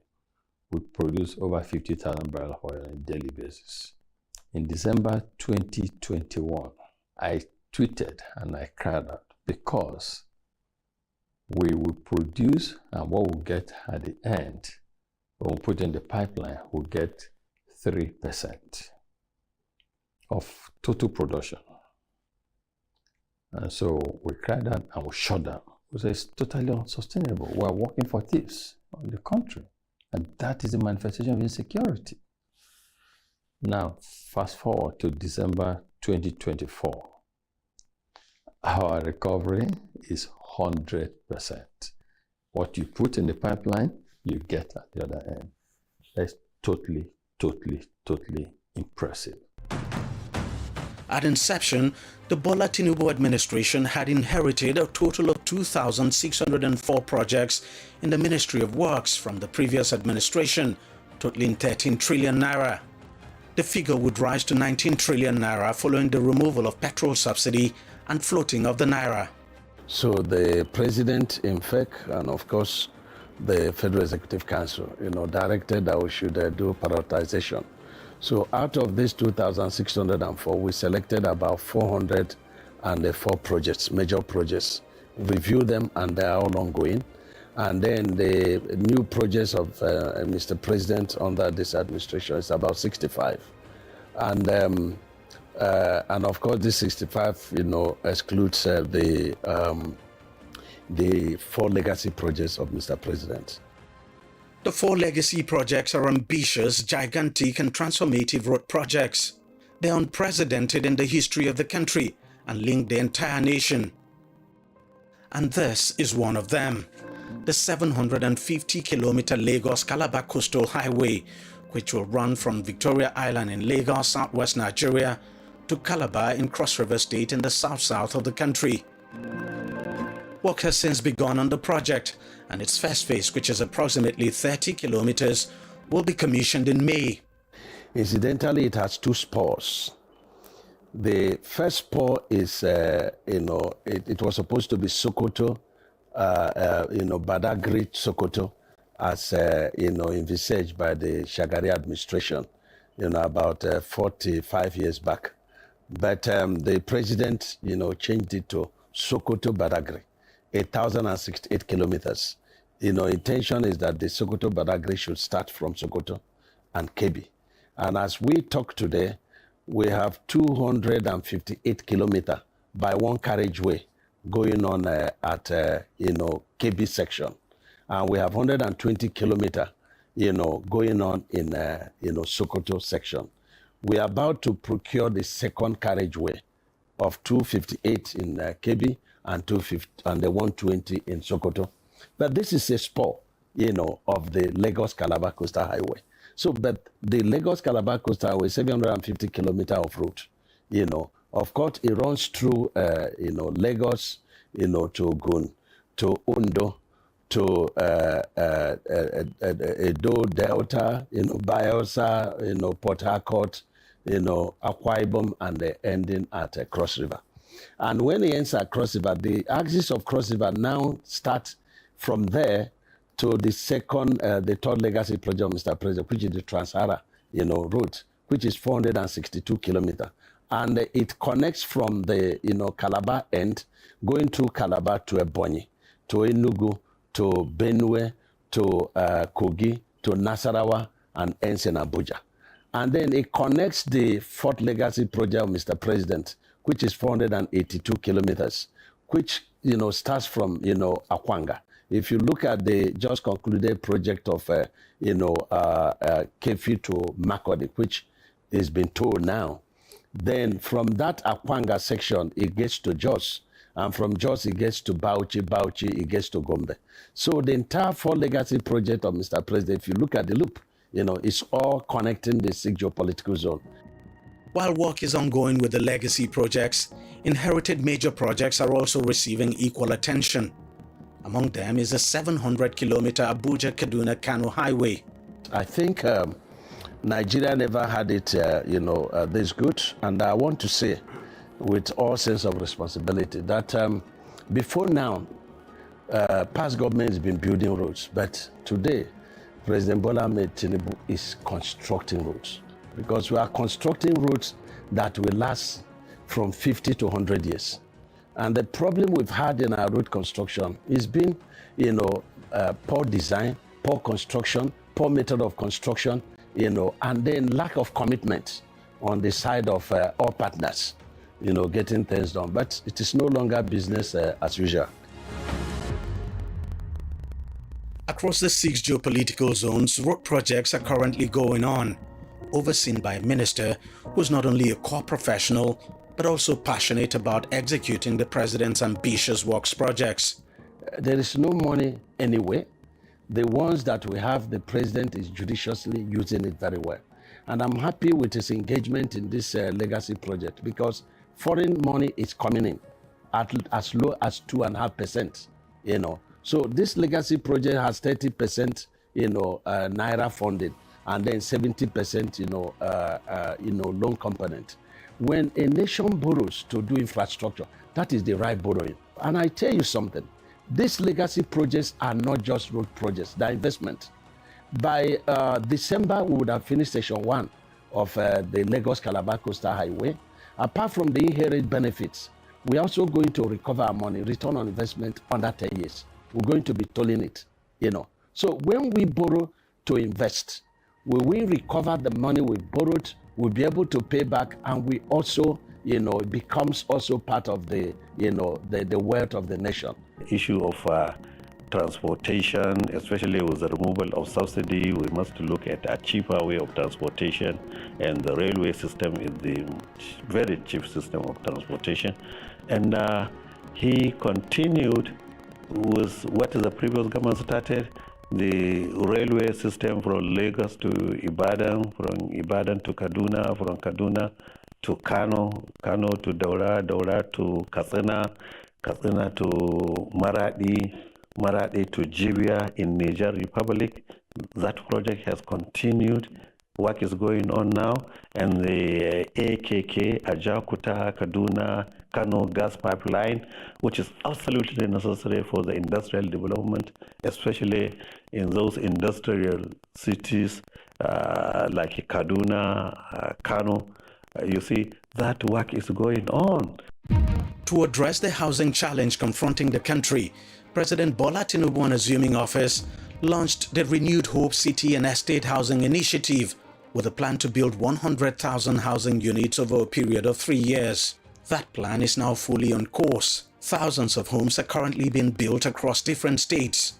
The first set of houses will soon be handed over to successful applicants. Nigeria's perennial electricity challenge has for long defied every solution thrown at it. But after initiating some drastic reforms like the signing of the Electricity Act Amendment Bill 2024 and making huge investments, the government is gradually turning things around. On 2nd of March 2025, Nigeria reached a remarkable generation available capacity of 6,003 megawatts, marking the first time this level had been recorded in the country's history. That is not enough. This achievement was followed by a peak generation evacuation of 5,801.44 megawatts on 4th of March 2025, which also saw an impressive daily energy output, the highest ever, 128,370.75 mega hours per day on that very day. We've always been in 118, 119,000 megawatts on a daily basis, but we achieved 128. That is the highest energy ever consumed in a day since power sector came to being in Nigeria, and we are proud to achieve this. It took the country about 40 years to attain 4,000 megawatts of power, but with its reforms, this government has been able to add 1,700 megawatts to attain a peak generation of 5,800 megawatts in less than 2 years. Now that we have created the trajectory, if we sustain this trajectory, I can assure you that before the end of this administration in 2027, the first 10 of this administration, 2027, we should be able to generate and distribute nothing less than 8,000 megawatts of power. Investments are now coming into the electricity sector as a result of the reforms by the government. Many states now regulate their own electricity market. The government is also investing heavily on renewable energy to power communities across the country that are not connected to the national grid through the Rural Electrification Agency. While the electricity sector still faces a number of challenges, the reform in the sector is no doubt changing the narrative one step at a time. In the Federal Capital Territory, Abuja, an infrastructure revolution is going on. The Minister of the FCT, Nyesom Wike, and his team are bringing the president's ambitious aspirations of the capital to reality, one project at a time. In just 2 years, the number of projects executed and completed is mind-blowing, and they run across the entire FCT, covering both the city centers and satellite areas where many of the residents and indigenous people live. The leadership Mr. President has shown is what has encouraged us to take bold decisions. We can't continue to be business as usual. We must do things in different ways. But before that, we have to do different because that leadership was not provided. And you don't want to go and take a decision where you embarrass by appointment. Nobody does that. So now we have seen that we have a leadership that's focused and said it wants results. It does not want excuses. It does not want, oh, you see, people did it. No. He has confidence. He believes you have what it takes to support him, to achieve what he has promised Nigerians. So what is all this excuses that this happened, that didn't happen? So all we are doing is to continue for what we stopped last year. Last year, it took us about 12 days, 13 days of commission of projects. This year alone, it's taking us 19 good days of projects that will touch on the life of the people, those who reside in the city and those who reside in the satellite area. It has never happened. The projects are fast changing the face of Abuja. New bus terminals have sprung up in the city. New roads and bridges have been built, and more are still under construction. Satellite towns are now being opened up as genuine development is reaching underserved communities in the FCT. One of the key sectors President Tinubu prioritized on coming into office is the health sector. It's partly what informed his decision to poach Professor Mohamed Pate from the Global Vaccine Alliance Gavi and appointed him Nigeria's coordinating Minister of Health and Social Welfare. Almost 2 years on, and with the introduction of several reforms by the administration, Nigeria's once broken health system is now being fixed. The investment that we have had in 2024 and here now in 2025 being planned for infrastructural upgrades. This country has never seen something like that. Let me give you an example. Cancer, which is a major issue that is emerging in our society. President approved for 6 major cancer infrastructural upgrades and equipment upgrades in 2024 in February. World-class radiodiagnostic centers in collaboration with NSIA, for instance. There are 10 major radiodiagnostic centers that are being constructed right now. The subsidy that the federal government provided for dialysis, for instance, for kidney patients. Federal government bought 10,000 dialysis commodities through centers all across the geopolitical zones of Nigeria to make it cheaper for patients that are dialysis dependent, and accelerated renal transplant centers. Sokoto had its first renal kidney transplant. Now Ife is coming along. There are others that are looking at that. We're now beginning to think of liver transplant, open heart surgery. There are many of those infrastructural upgrades. So the kinds of things that you are hearing from abroad, or you have to go to Egypt or somewhere else to get them, are beginning to be feasible here. My goodness, orthopedics, a major cause of people traveling abroad. My own father had a domestic accident, had a major fracture in his mid-80s, but he was fixed within a week in a public hospital in this country, and within 4 weeks he was already standing. Anchored in the Nigeria Health Sector Renewal Investment Initiative, the reform in the health sector is fast transforming the country's health infrastructure, attracting over $3 billion in grants and investments. The government is investing massively to turn around the country's primary healthcare system. Existing primary healthcare centers are being upgraded. Over 8,000 new ones are now being built across the country. So we set out to expand the primary healthcare system, to make it functional at level 2, to improve the level of functionality. So we embarked on increasing the functionality of 8,800 primary healthcare centers, and over time expanding them to 17,000 that are functional, so that Nigerians will have the retail points working between federal government, states, local governments, private sector, development partners to roll that going forward, to revitalize the basic healthcare provision fund. And in the last 2 years, we have had 6 out of the 11 ministerial oversight convenings of the basic healthcare provision fund that disburse resources to all the 36 states, to those thousands of primary healthcare centers that are called BHCPF facilities all across Nigeria, that receive on a quarterly basis disbursements for their fuel, for their running costs, for stipend for their health workers, for buying drugs and commodities for the patient that they see on the supply side. And with that, we're seeing of today 20 million contacts every quarter. Beyond health infrastructure, the Tinubu administration is making healthcare easily accessible for all Nigerians. Today, pregnant women who require cesarean section can access the service for free at federal health facilities. Kidney patients can now get up to 80% subsidy on dialysis services at 11 federal hospitals across the country.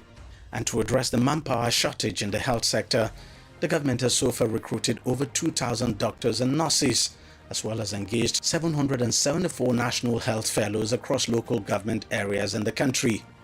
Over 600,000 health workers have also been retrained for better health services. All in all, I think if you take the 2 years of this president's tenure is the midterm, I would say that we've turned around what was a very complex, underfunded, hyper-fragmented sector that underperformed relative to its peers to one that is being recognized in the continent and beyond the continent as one that is on a trajectory of much better performance and also is being touted as a leader.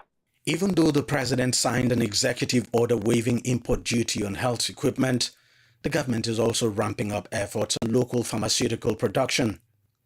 By 2027, it's expected that 60% of health products, including personal care products, will be manufactured in Nigeria. For over a decade, Nigeria has battled myriad of insecurity challenges, pushing the country to the brink. Learning from the challenges and successes of the previous administrations before it, and barring recent setbacks, the Tinubu administration is changing the narrative. I think the most obvious thing is the commitment by the government. From the beginning, the president made very clear his commitment to address the security challenge, and this is manifested in different ways. First, in his renewed hope agenda, where he made security the second key priority, as it were. Then he also listed 8 elements that he put forward to address the national security challenge. Also, in terms of budgeting, we've seen a very steady increase, and in fact, an obvious increase in budgetary provision for the security sector. From what he inherited at about 1-point-something trillion to 3.6 trillion thereabout, which is the last budget, the 2025 budget. We've also seen his engagement with the security sector leadership. You recall that one of the first things he did after his swearing in on May 29, 2023, was to visit the Office of the National Security Advisor, and he also had meetings with some of the security sector leadership. So that commitment, I think, it's unquestioned. In just 2 years, the security reforms of the administration are bearing positive results. Terrorist attacks are declining. At some point, they've reached their lowest in over a decade. Terrorism-related deaths are also coming down. Attacks in the southeast have now been reduced by almost 75%. The last 2 years is watershed, indeed, in the fight against banditry. 11,250 hostages on record free. A decline. We started witnessing the decline in abduction. Decisive blows to top warlords.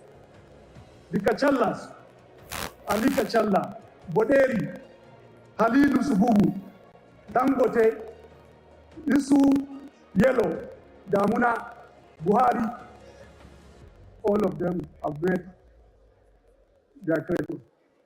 Over 50 of such leaders were eliminated. Over 70 of their deputies, commanders, and hundreds of foot soldiers neutralized. In the Northeast, Mr. President, where it all started over 20 years ago, the Boko Haram, the jihadis, over 13,543 terrorists and criminals neutralized since we came in. Over 124,408 Boko Haram ISWAP fighters and family members surrendered. Over 11,118 weapons recovered and destroyed. 52,596 rounds of assorted ammunition recovered and destroyed just in Borno State. Southeast, a welcome development is that the sit-at-home orders is becoming more and more ineffective. Key IPOP ESN figures capture and neutralize many in the battlefield. Over 50 police stations and many police forces are back in business. Attacks on security forces significantly reduced. Social and economic activities are normalizing. This can be testified by anyone who will visit the Southeast today. Insecurity still remains a challenge in Nigeria, but the Tinubu administration is tackling it head-on with a clear focus and determination. We will invest more in technology. We will take over all our forests. We must neutralize kidnapping, banditry, and terrorism. It was never like this before in Nigeria. But we will reverse the trend. The aviation sector is not left out in the gradual transformation of the country as a result of the Tinubu administration's bold initiatives. Since he was appointed Minister of Aviation and Aerospace Development, Festus Keyamo has been leading the charge to transform the sector in line with the president's plan. Through policy trusts, we have restored international and global confidence in the aviation ecosystem, especially in the leasing, global leasing world. We have brought back that confidence in the Nigerian ecosystem. And we have been able to do this, by instilling integrity in our system. And this was a fallout of our compliance, our strict compliance with the Cape Town Convention that we had been signatories to, but were very poor in adhering to the terms of that convention.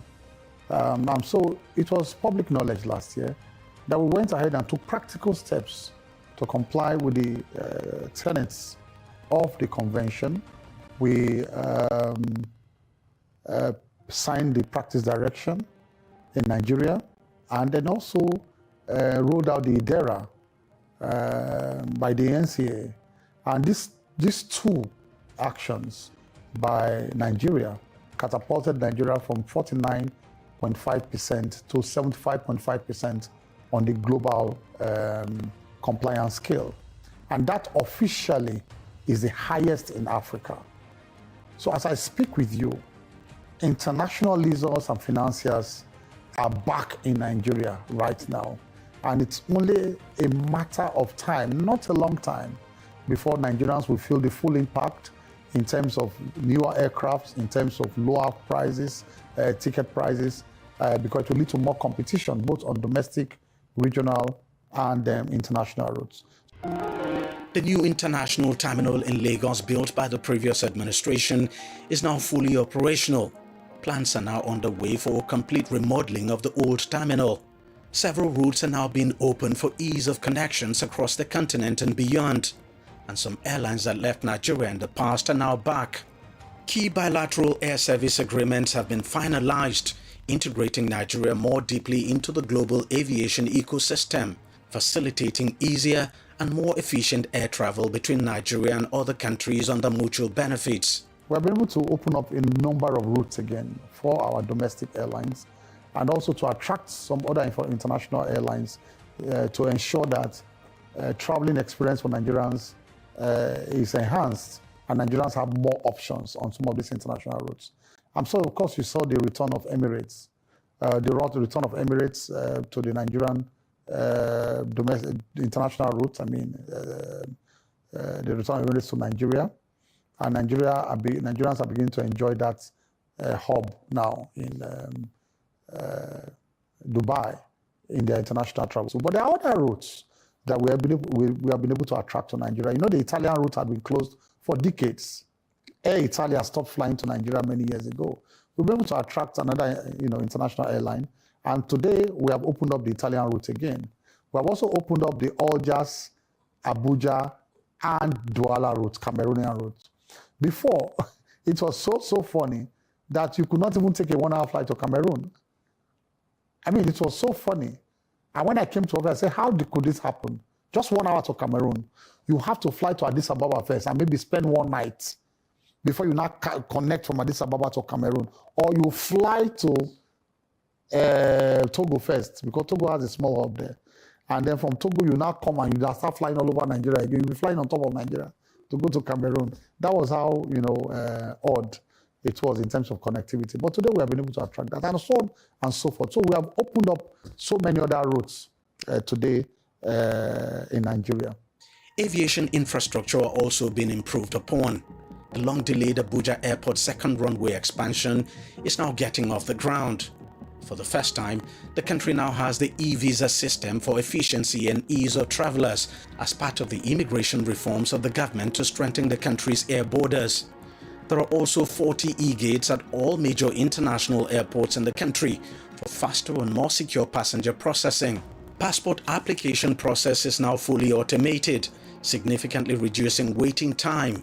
Gone are the days of passport backlogs. What we've been able to do is to introduce the contactless passport application system for, obviously, passport renewals. So, and that is live and direct. It was started in November.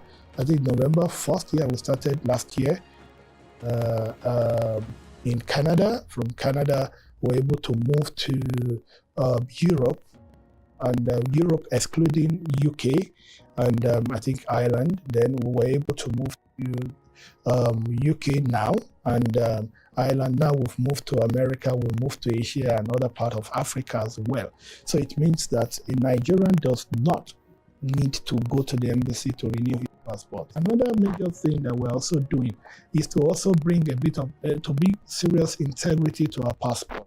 And what do we mean? What do I mean by that? I'll break it into 2 or 3. Number one, when this government came on board, Nigerian passport was not registered on the ICAO PKI PKD, that's Public Key Infrastructure, Public Key Directory of ICAO. So it means that verification of Nigerian travel document was near impossible real time, in across all borders in the world, airports and whatever. So that's why when a Nigerian travels with a Nigerian passport, there's he has a more difficult chance of being attended to than a foreigner. But this particular, under this administration for the first time, Nigerian travel document, the passport has been imported into the PKI PKD ICAO directory. So Nigeria is now compliant. And I'll tell you that before this government came on board, we never had any, in fact, profiling at our border posts were basically subjective and never objective. Profiling wasn't based on the principle of objectivity. And you know that any decision that you make on the premise of subjectivity is likely going to be laden with errors. But this government came and we introduced what we call the API solution, which is the Advanced Passenger Information System in terms of our air borders. So such a way now that before any passenger comes into Nigeria, we have the opportunity of pre-profiling such passengers, and we can easily identify persons of interest. Successes have also been recorded in the agriculture sector. The government is driving a massive mechanization process to boost food production and security. Thousands of tractors and other agricultural inputs have been deployed to help farmers not only farm on a large scale, but also rapidly improve their yields. Mr. President has transformed agriculture from potential to performance, and is, like I said, driven by mechanization to market access, from inputs to export driven. Saudi Arabian minister came last year, and he came and sought for 1 million tons of alfalfa and 1 million tons of soya and 200,000 tons of red meat. Today, We have already started that engagement, and that is a drive that was spearheaded by Mr. President when we all accompanied him to Saudi Arabia in November of 2023. In its determination to combat food inflation, hundreds of thousands of hectares of land are being cultivated for wheat production across several states in the country. Over 100,000 farmers have so far been supported, and more agro-rangers are being deployed to provide security for farmers.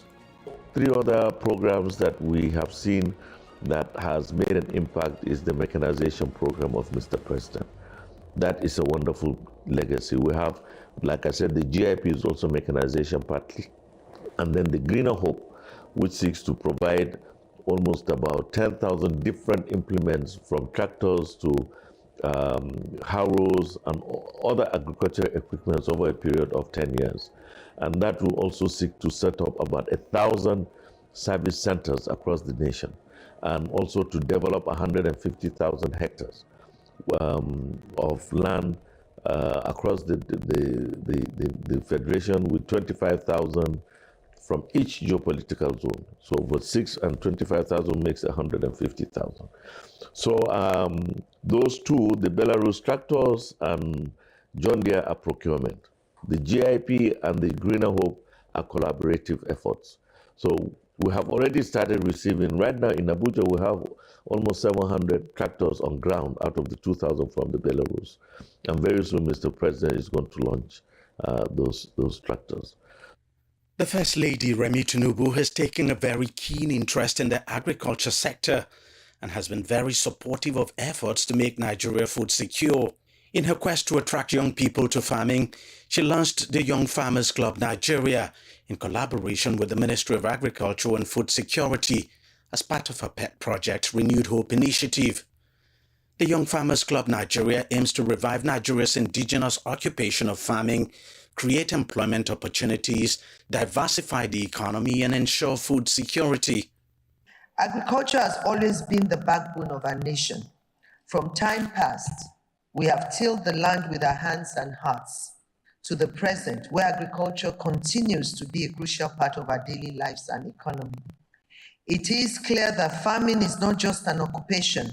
It is a way of life which can create employment opportunities for a teeming young population, help diversify the economy, and put food on our tables. As I reminisce, I remember the groundnut pyramids and cotton plantations in the north, palm oil cultivation in the east, cocoa and rubber plantations in the west and the southern part of Nigeria. I believe all of these can be resuscitated and scaled up with modern techniques and mechanization. So far, many young people across the country have signed up to the initiative and beginning to take to farming. Gradually, misconceptions about farming among young people are changing. There have been so many positives for the country in the last 2 years. Indeed, some of the reforms have come with initial challenges, but they are now being overcome, and light is beginning to appear at the end of the tunnel. A lot has happened in the last few years that's commendable. I'll call it, these 2 years have been the years of reform. Going forward now, the idea is to ensure that these reforms, the benefit of these reforms, really reach the people. Let's do the hard work. And it will take time before the results become widely apparent, but we are seeing changes that are showing us that we are on the right track. We have a unique opportunity under President Bola Ahmed Tinubu's administration to compete with our contemporaries, our peers all over the world. You need home government support to compete, and we have it. Nigeria is certainly on the rise. With the Renewed Hope agenda, the Tinubu administration is fixing Africa's most populous country and getting it to fire on all cylinders.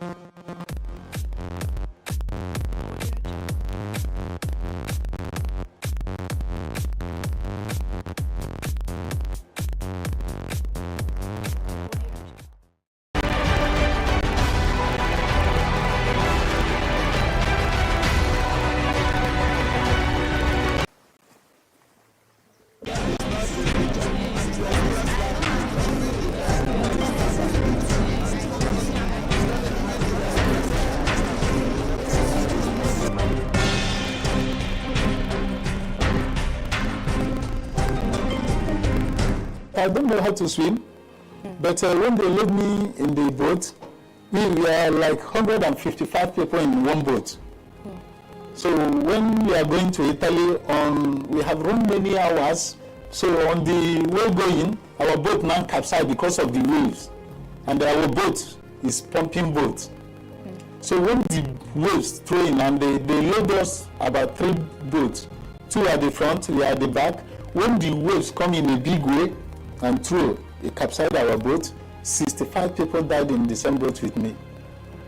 About 30 girls and 35 boys died in the same boat.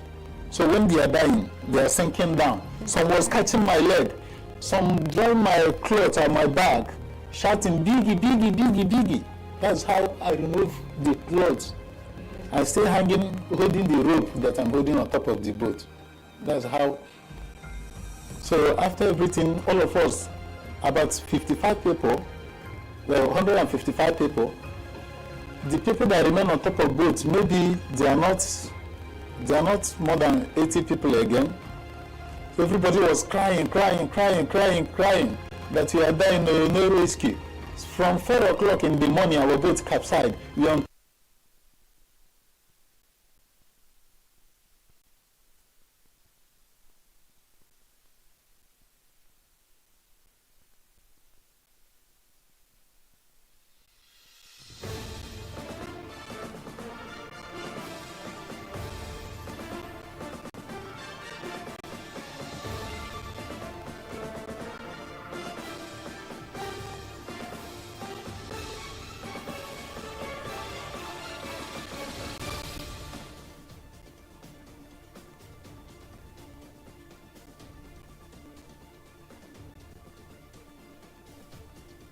On the news, over 20 persons killed, many injured in fresh Plateau attack.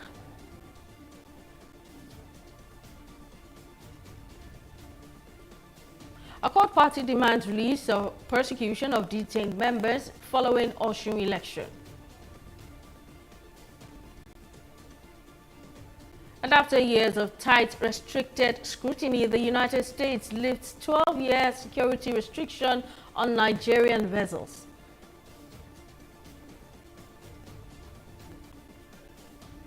Thank you for joining News Now on TV360 Nigeria. I'm Simisola. We begin with security. No fewer than 26 people have been killed and several others injured after a gunman attacked the Bimpa community in Mangu local government area of Plateau State. Residents say the attack occurred between midnight on Monday and the early hours of Tuesday, August 18, 2026.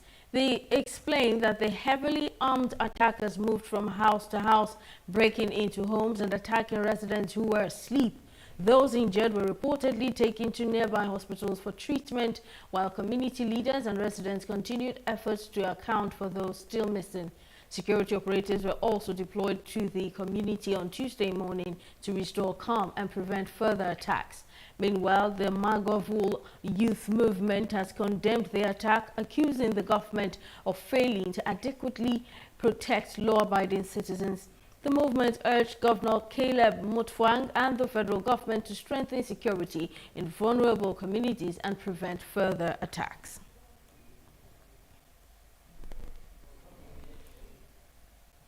In a related development, 9 civilians, including an infant, have been rescued after troops foiled an attempted mass abduction by suspected terrorists in Onguwa, Rogo, Kaura, Lamoda local government area of Zamfara State.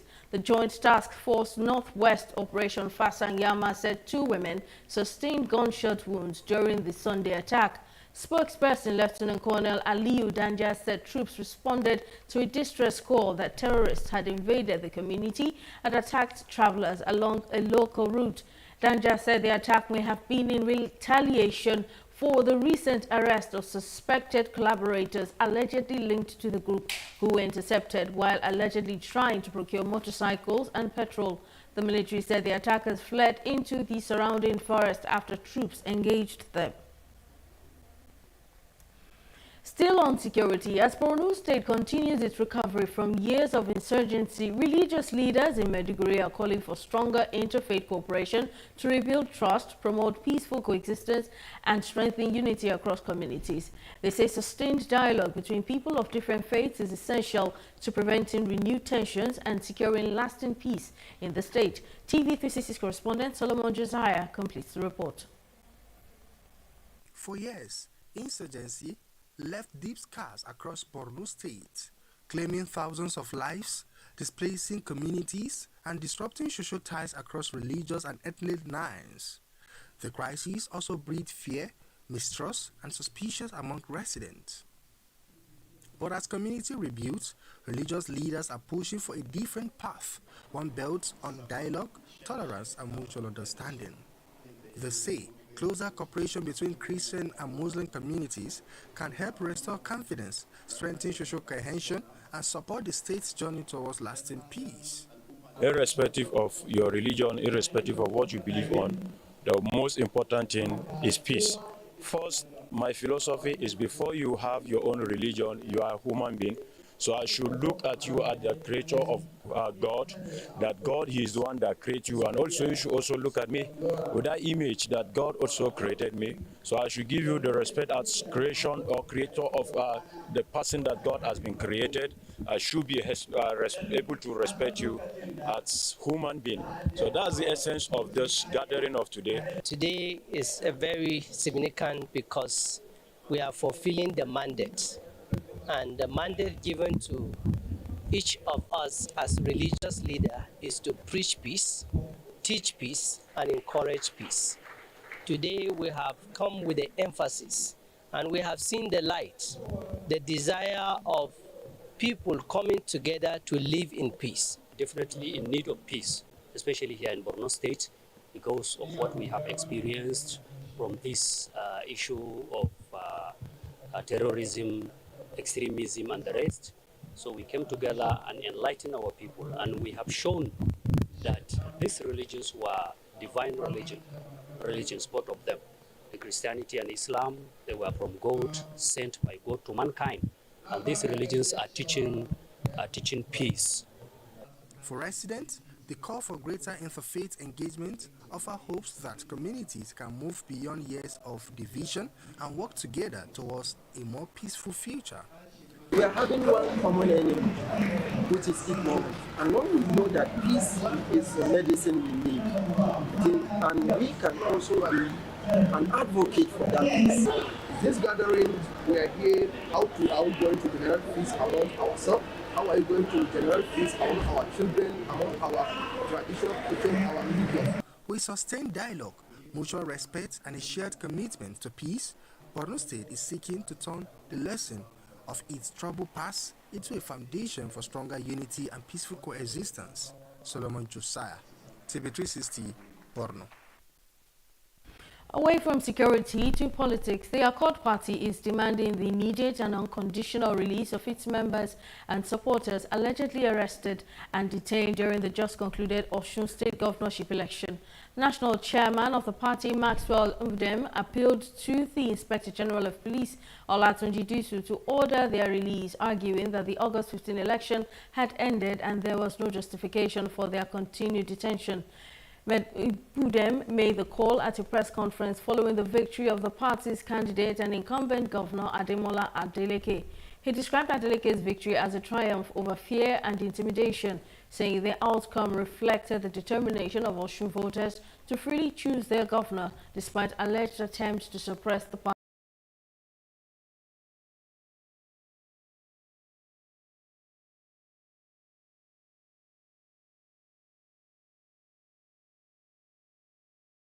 Growing Afrophobic attacks and anti-foreigner sentiment in the country. The Ministry of Foreign Affairs said the returnees will depart Oliver Tambo Airport in Johannesburg at 3:35 p.m. local time aboard South African Airways and arrive at the Murtala Mohammed International Airport. In a statement signed by its spokesperson, Kemiebe Ebiefa, the ministry said the latest evacuation was made possible through the intervention and sponsorship of air tickets by public-spirited individuals. And on health, Lagos State's reported shortage of healthcare professionals has sparked concerns among medical experts over the ability of the state health system to adequately serve its growing population. Governor Babajide Sanwo-Olu had said the state may need an additional 40,000 doctors and 40,000 nurses to bridge the existing gap.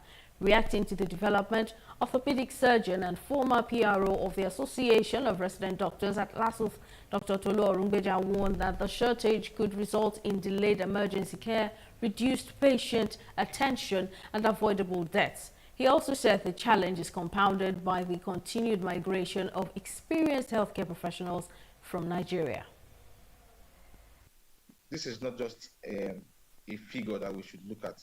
It is a statement of the reality on ground. It means that there is a huge gap in the expectation, that is the expected number of people that should be attending to sick people in the state. So what this means, practically speaking, is that you have facilities that are severely short-staffed. You go into some health care facilities and you don't have anybody to attend to. There are some departments in the hospital that have been completely shut down, right? So which means that you have a condition that relates to such specialties. You may walk into the hospital and not meet anybody to attend to you. It also means that the response time for an emergency is also reduced. Think about it. This does not necessarily mean, oh, you show up in the hospital, you get someone to attend to you immediately. You might be within the hospital, you have been admitted for something else, and an emergency situation erupts. What is the response time between the time the emergency was started and you getting a nurse or a doctor to attend to you?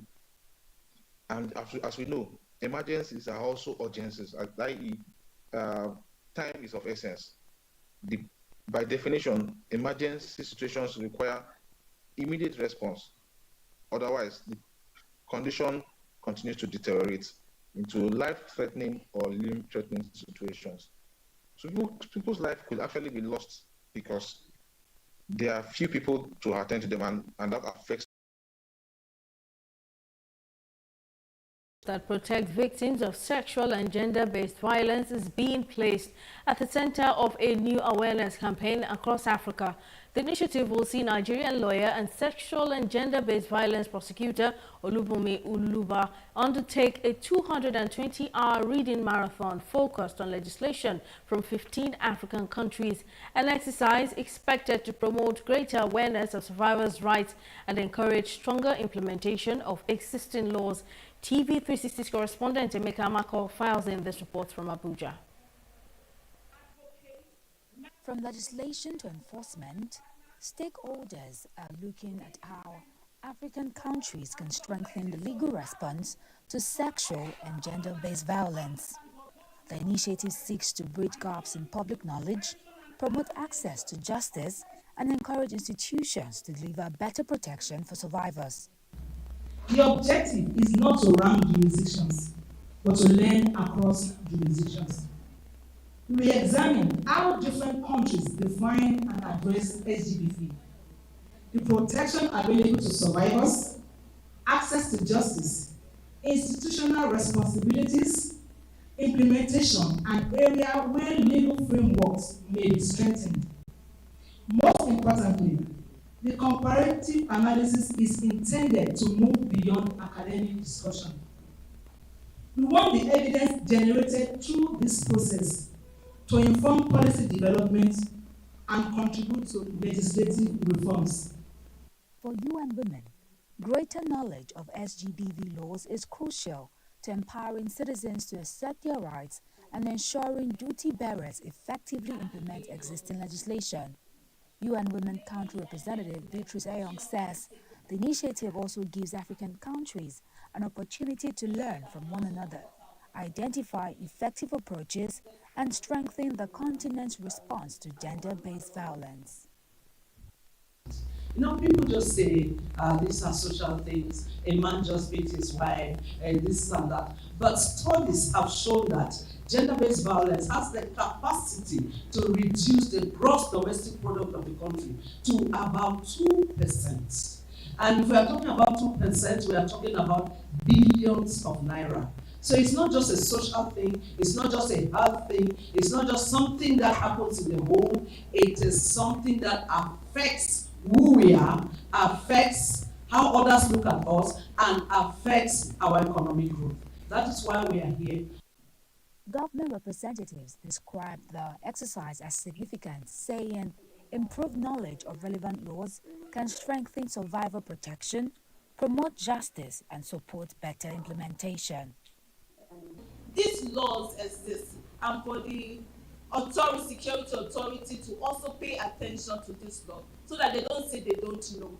Like they said, lack of awareness is not an excuse in law. You have to know it, and the people who are custodians of our laws and all that need to be aware of this. And to other levels of government agency, from the state government to the local government, it's also a time for you to refresh your memories about this provision of law.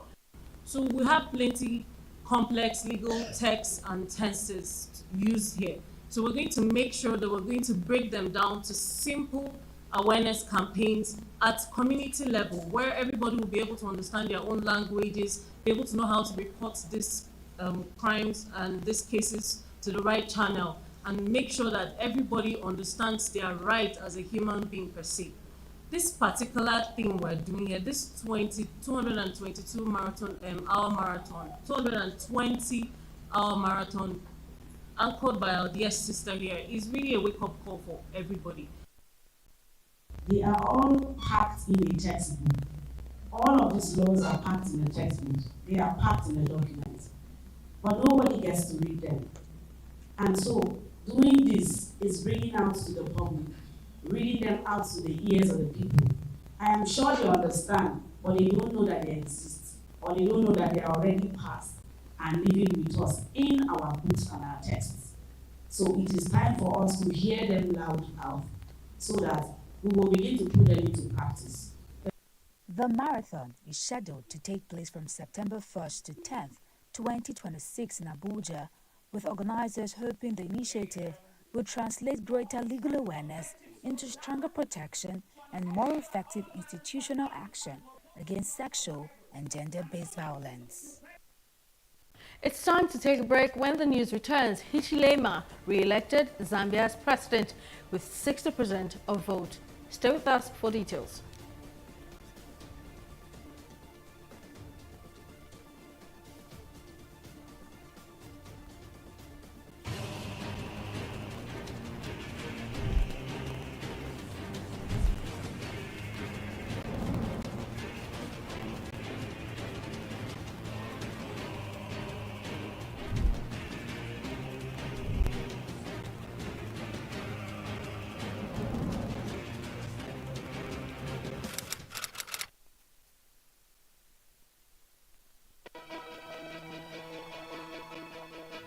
Opinions are free, facts are sacred, the truth is universal. How, in practical terms, can we, for instance, de-escalate the tension? When you go into public office, you must be ready to answer to the people. We know where the enemy is. 3 places, the Lake Chad Basin, the border area between Nigeria and Cameroon, and then the Sambisa Forest. On TV360, we give you a complete dose of everything. Opinion, facts, and undiluted truth. I hardly believe what politicians say in this part of the world. A new Nigeria is possible, a future is possible. We delve into the issues, dissect it so that you can understand it, use it to take action. I don't think there's any need for any governor to look for grant for ranching. TV360, dissecting the issues.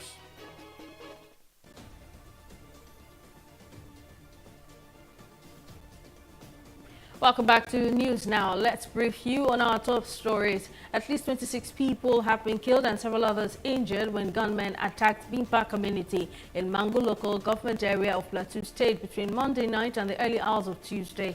The attackers reportedly went from house to house attacking sleeping residents.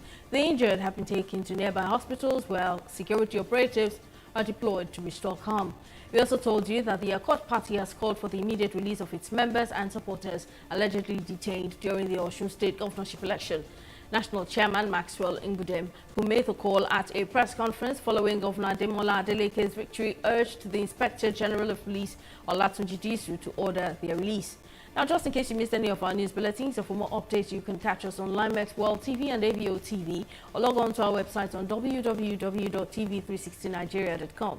You can also follow us on our social media platforms on X, Instagram, and YouTube at TV360 Nigeria, or download our mobile app on Google Play Store, Huawei App Gallery, and Apple Store. On Facebook, we're TV360 Online.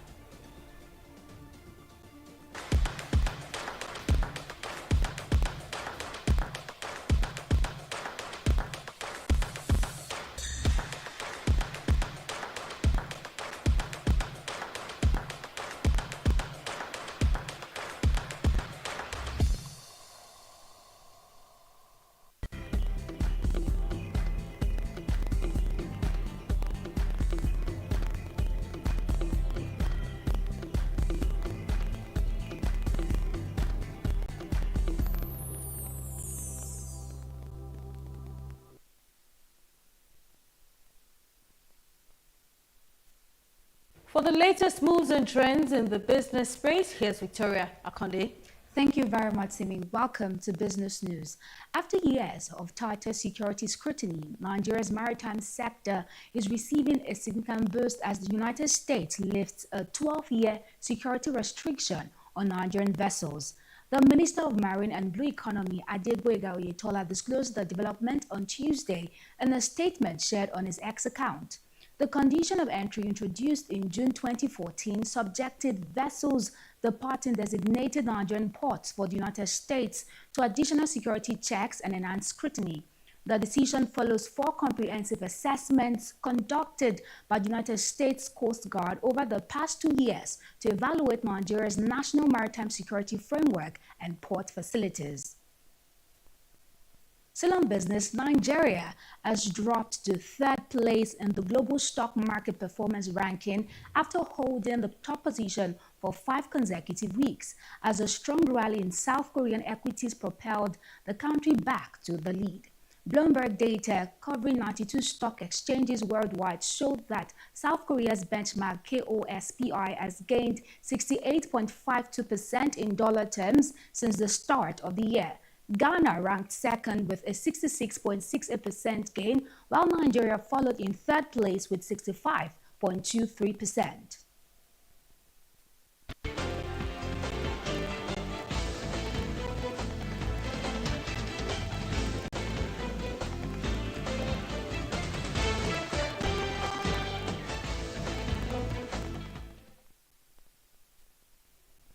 It's the second trading day of the week, and the Nigerian equities market ended in negative territory, declining by 0.36%, and the market capitalization now stands at 156 trillion naira.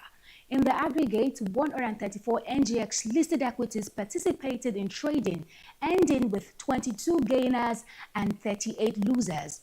On the losing side, Red Star Express came out last with an end-of-day price depreciation of 10% at 16 naira 20 kobo per share, and it was followed by Trans Nationwide Express, which closed at 2 naira 81 kobo per share. At the close of trading, over 418 million shares were exchanged in 35,625 deals, corresponding to a market value exceeding 19.5 billion naira. Now, when this is compared with the previous NGX trading day, which is Monday, the 17th of August, today's data shows 30% decline in volume, a 10% decline in turnover, and a 22% decline in deals. Now, switching gears to the global scene, sentiment was mixed as two of our select equities, the US Dow Jones and Japan's Nikkei, ended the day in negative territory, while their counterpart, the UK's FTSE, bucked the trend, ending the day in positive territory, as you can see on the screen. On the foreign exchange market, the Naira traded at 1,415 Naira to the US dollar, and at 1,905 Naira to the British pounds, and at 1,610 Naira to the euro on the block market. That wraps up both business and stock market updates. Back to you, Simi, for the rest of the news. Thank you very much, Victoria. Let's head to Zambia, where Hakainde Hichilema has been re-elected as president, defeating opposition challenger Brian Mondubile by more than 1 million votes. The Electoral Commission of Zambia declared Hichilema the winner on Tuesday after he secured 2,965,326 votes against Mondubile's 1,856,217.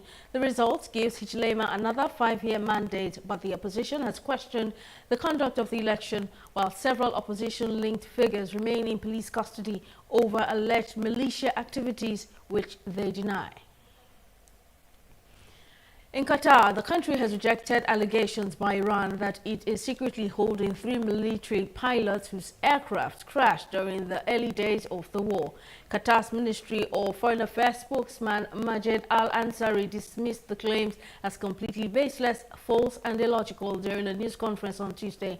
Al-Ansari said Qatar had already handed over the remains of one of the pilots to an Iranian delegation in April after they were recovered. And up next is entertainment news on News Now.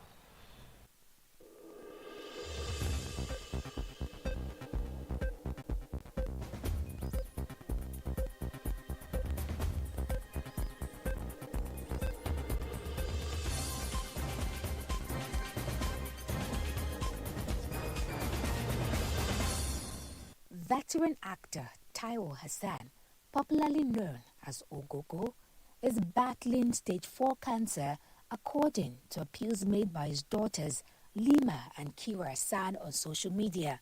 The sisters said their father's condition has deteriorated and alleged that hospitals have refused to continue his treatment, including chemotherapy. Lima said the family only became aware of the severity of his condition about 3 weeks ago and stressed that they were seeking medical assistance, not financial donations. Kira appealed to medical professionals and anyone with knowledge of cancer treatment to help, saying the family was willing to explore available treatment options. The daughters also expressed gratitude to Senator Yayi for his financial support, while pleading with Nigerians to help their father access further medical care. That wraps up entertainment reports on News Now. Victoria Akonde, TV360 News, Lagos.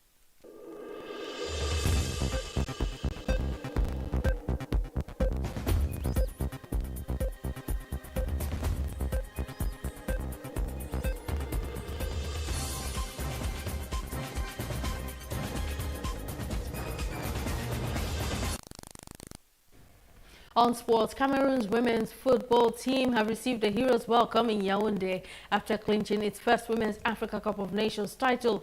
The indomitable Lionesses defeated Malawi 3-0 in the final, earning their maiden continental crown and securing qualification for next year's Women's World Cup. Cameroon's victory makes it the 4th nation to win the Women's Africa Cup of Nations, following Nigeria, Equatorial Guinea and South Africa since the tournament began in 1998.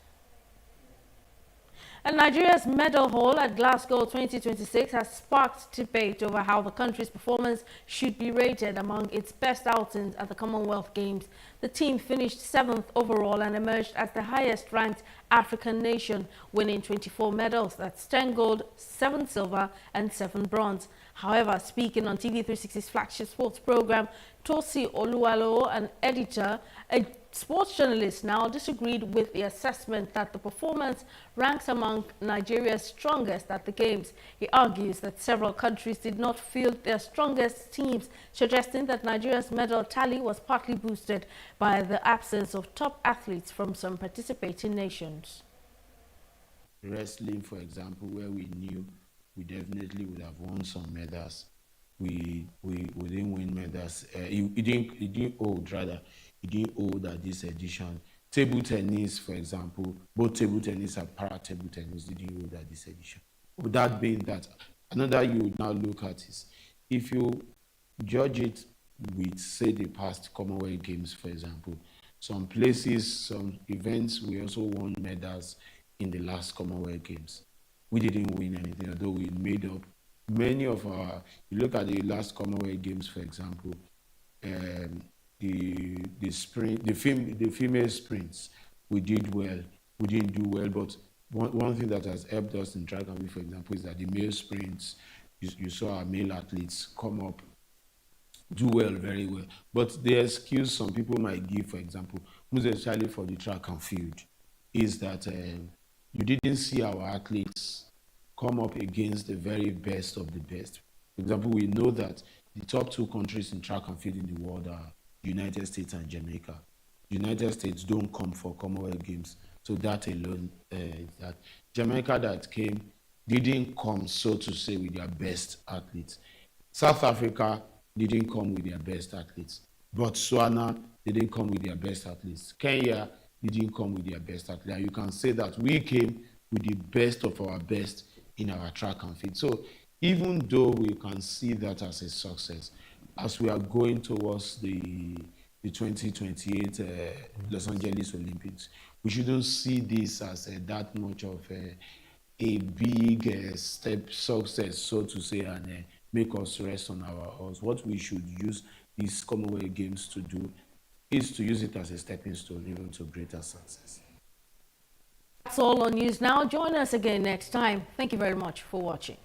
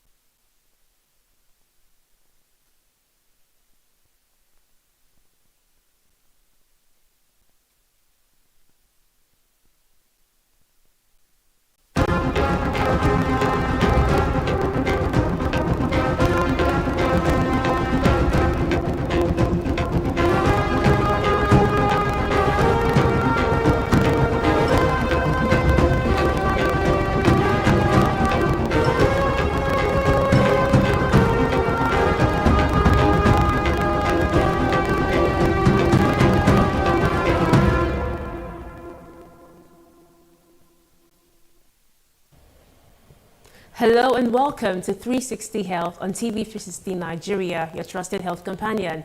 This is where we break down complex health issues and bring you practical information to help you make informed decisions about your health. I am your host, Joy Ucheje.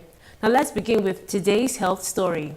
In Kano State, the government has suspended all activities under the seasonal malaria chemoprevention program across the state and constituted a high-level committee to investigate the implementation of the intervention. The government also suspended the program's manager with immediate effect and transferred the program's responsibilities to the most senior officer pending the outcome of the investigation. The development was contained in a statement issued by the Public Relations Officer, the Kano State Ministry of Health. Seasonal malaria chemoprevention is a preventive public health intervention implemented in states with high seasonal malaria transmission, particularly in northern Nigeria, where eligible children receive anti-malarial medicines during the rainy season to reduce malaria-related illness and deaths. Now, in other stories, the Nigerian government has unveiled sweeping reforms aimed at transforming autism care in Nigeria, announcing plans to establish autism centers across the country's 6 geopolitical zones from 2027, while significantly expanding the training of specialists in audiology, speech, and language therapy, as well as occupational therapy.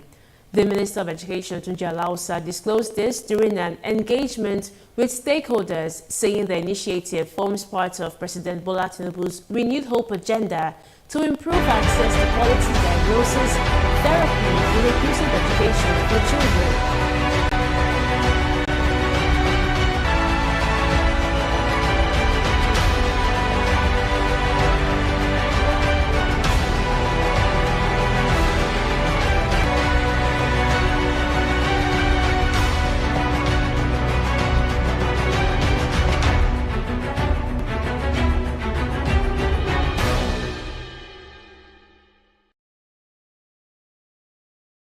Hello and welcome to the program. The controversy surrounding the freezing of Osun State government account has taken a new turn, with President Bola Tinubu ordering the Economic and Financial Crimes Commission to vacate the court order. Tinubu said he was not concerned about the commission exercising its mandate, but was troubled by the timing of the action, which he said could create the impression of federal interference in the electoral process. The president maintained that anti-corruption agencies must operate independently, professionally, and without political influence, but noted that actions taken by federal institutions are often attributed to him, even when he has no prior knowledge of such decisions. But before the president's directive, several citizens and groups had criticized the EFCC's action, including the Nigerian Bar Association, which argued that the commission had no legal authority to freeze accounts belonging to a state government. The controversy began after Osun State Governor Ademola Adeleke disclosed that the EFCC had placed one of the state government accounts reportedly used for salary payment on a post-no debit status. Adeleke also alleged that the anti-graft agency was planning to freeze accounts linked to some top government officials. The EFCC, however, defended its action, saying it detected suspicious movement of funds from the account, including large transfers to corporate entities.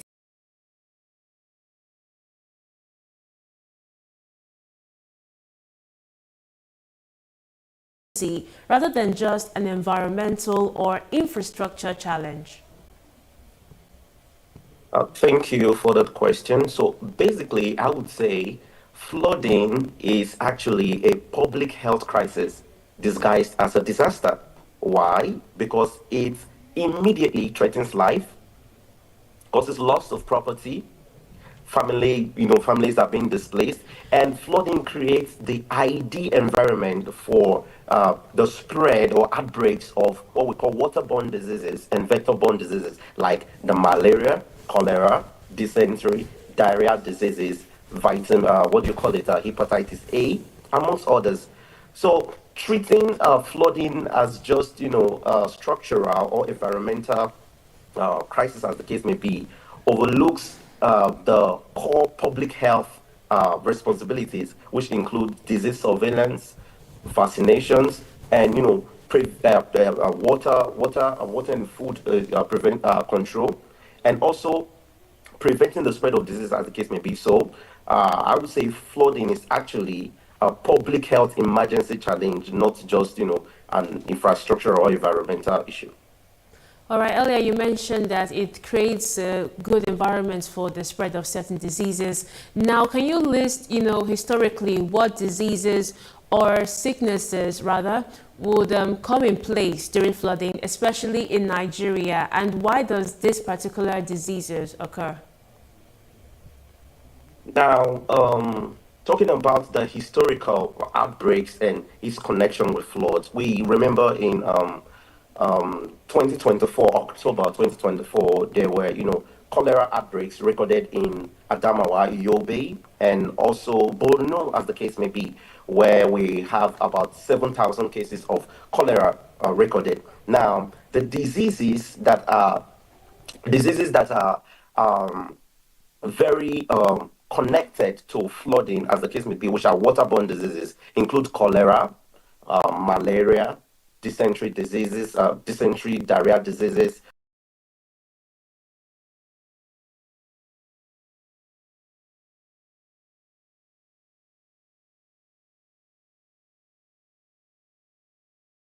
Water.